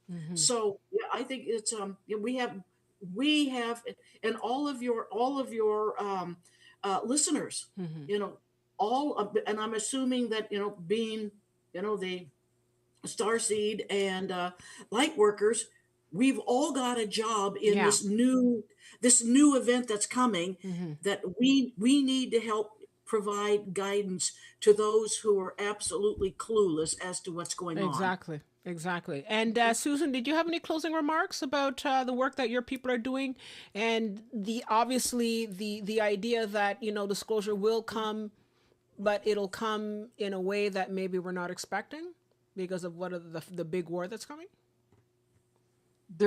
Our people are doing it. We were called in about 300 years before 1041 AD, when an Chinese astronomer discovered the supernova, which is now the Crab Nebula in Taurus. So we've been here for a while, and we're here to protect this planet and save it. And every planet is like a living organism, and this planet has been my best friend, and we are not going to let anything happen to it. Okay. Well, thank and the, you. Yeah. Yeah. and we are here fighting, but we're Mhm. also doing a lot of recon and a lot of like planet creation and balancing. Mm-hmm. And Mhm. but we're a very small group, and we're working with the different alliances here. Mm-hmm. But we the Multiverse Council, and Mhm. everybody's going to have to start paying attention to what's going on with the deep state, and paying attention to the evil elite and the psyops and the alphabet soup and what they're doing, and become educated and try to start to organize. Right now around the world, everybody is rising up against a certain group of people, Mm-hmm. and now that needs to go further and to include the deep state and everybody. Mm-hmm. Unless we the world's going to have to wake, and they're going to have to start aligning with the benevolent ET races, and be able to discern who's negative and who's positive. Okay. And one of the ways you can tell is if they pass themselves off as absolutely benevolent and angelic and saviors of mankind, and they're going to save you against all these other incursions and stuff, and how wonderful they are. Like specifically the Palladiums are the head leader, the ringleaders of the Anunnaki. Okay. And Okay. so we have to wake up, and then you can figure out who the ET craft are, and who the reverse engineered craft are by looking at it by their flight patterns. I see. If it disappears in a flash of light, it disappears. It's in a flash, like it blinks out and there's a white flash of light. That's you benevolent Okay, perfect. Well, stuff thank like. you so much for that. And you know what? I want to just say thank you again tonight to our guest, Miss Maurene Morgan and Miss Susan Johnson. Thank you so much, ladies, for coming down. We had an amazing conversation, and we went around the sun. We really we went. We talked about a lot of different things, and it's and I'm glad that we had this conversation, because I know that maybe I had sort of come into it like, oh, but I'm glad that you sort of put it on a very, very solid footing. And I'm glad that we also had a chance to look at the different aspects. It's not just about what's going on out there, but it's also what's going on here on the planet Earth. So there's many different ways of looking at it. But I think, and I hope, but I think we can all sort of agree that a big change is coming. A big change Oh is yeah. coming, Oh and yes. that the Earth that we know, let's say we knew, 2 years ago, 2 years from now is going to be a very, very different place. And I know that if I go with what I'm, sometimes follow with the astrology, is that that's definitely not going to be the same planet that we have, a year ago. It's not going to be the planet that we have now. So, where I'm going to have you guys come back again Yeah. a year from now, maybe Yeah. September 2027 or something, and we Yeah. can discuss more about it, because I think it'll be a very, very interesting time. And we're going to be Yes. having a lot of signs in the sky. Look to the skies, So I want to just say thank you, everybody, for joining us tonight. Don't forget to sign up for a newsletter. You can find out the information below in the description. You can also find out if you want to contact Susan. Maureen, I think I put your email address. Can people contact you by email if they have questions about UFOs or anything they want to Now, contact you about? I would, the email I'd like to have them use to get in touch with me would be the one that's olympic.ufo, which Yes, is that's the one. right.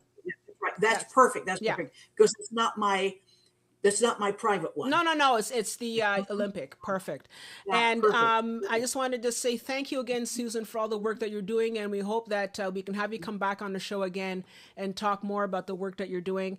And I want to say thank you so much to everybody. I'm a little disappointed nobody called. I would have liked to have had a phone call or two. It would have been nice to sort of hear from you guys and to hear your opinions. But next time. Next time. Next time. And Next time. again, everybody, if you want to know more about the Marian apparitions, if you look in our page here on YouTube, you under live, you will see all the past podcasts that we've had, and you can scroll down and find the one with Maurene Morgan, in which she talks about the Marian apparitions, and Chris Bledsoe. So really check that one out. That was out of control. That was out of control. So check that one out. And as well, don't forget to sign up for our newsletter. please, if you're here and you're enjoying this show and our content, please become a subscriber. That really helps our channel and it helps analytics and all that. So please become a subscriber. I won't bother you, I promise. And we look forward to seeing you in our next show. And we're also going to be having Maureen come back again, I think, in the summer. We're going to be talking about orbs, I think, right? I think. Oh, yes. Well, the interesting thing about orbs. So first of all, I consider it to be, this came from the whole Chris Bledsoe experience. It's like, it seems to be like the focal point of so much different phenomenon. But a couple of months ago, I did a program for a Bigfoot group. Okay. And I gave it on the Marian apparitions and on mysterious, and another one on, well, I guess it was on abductees. But anyway, when they asked me to come back for their big event next year, and they wanted me to talk about orbs because they say they go out and sky watch every night and they don't see Bigfoot, but they sure see a lot of orbs. Okay, there you go. They need to understand orbs in relationship to Bigfoot. Oh, okay, cool. That's great. So we'll definitely talk about it then. So thanks again, everybody, for joining us tonight. We look forward to seeing you at our next show, and keep looking up. Take care, everyone. Good night. Thank you so much. Thank you. Thanks. That was great. Like, I mean, it was...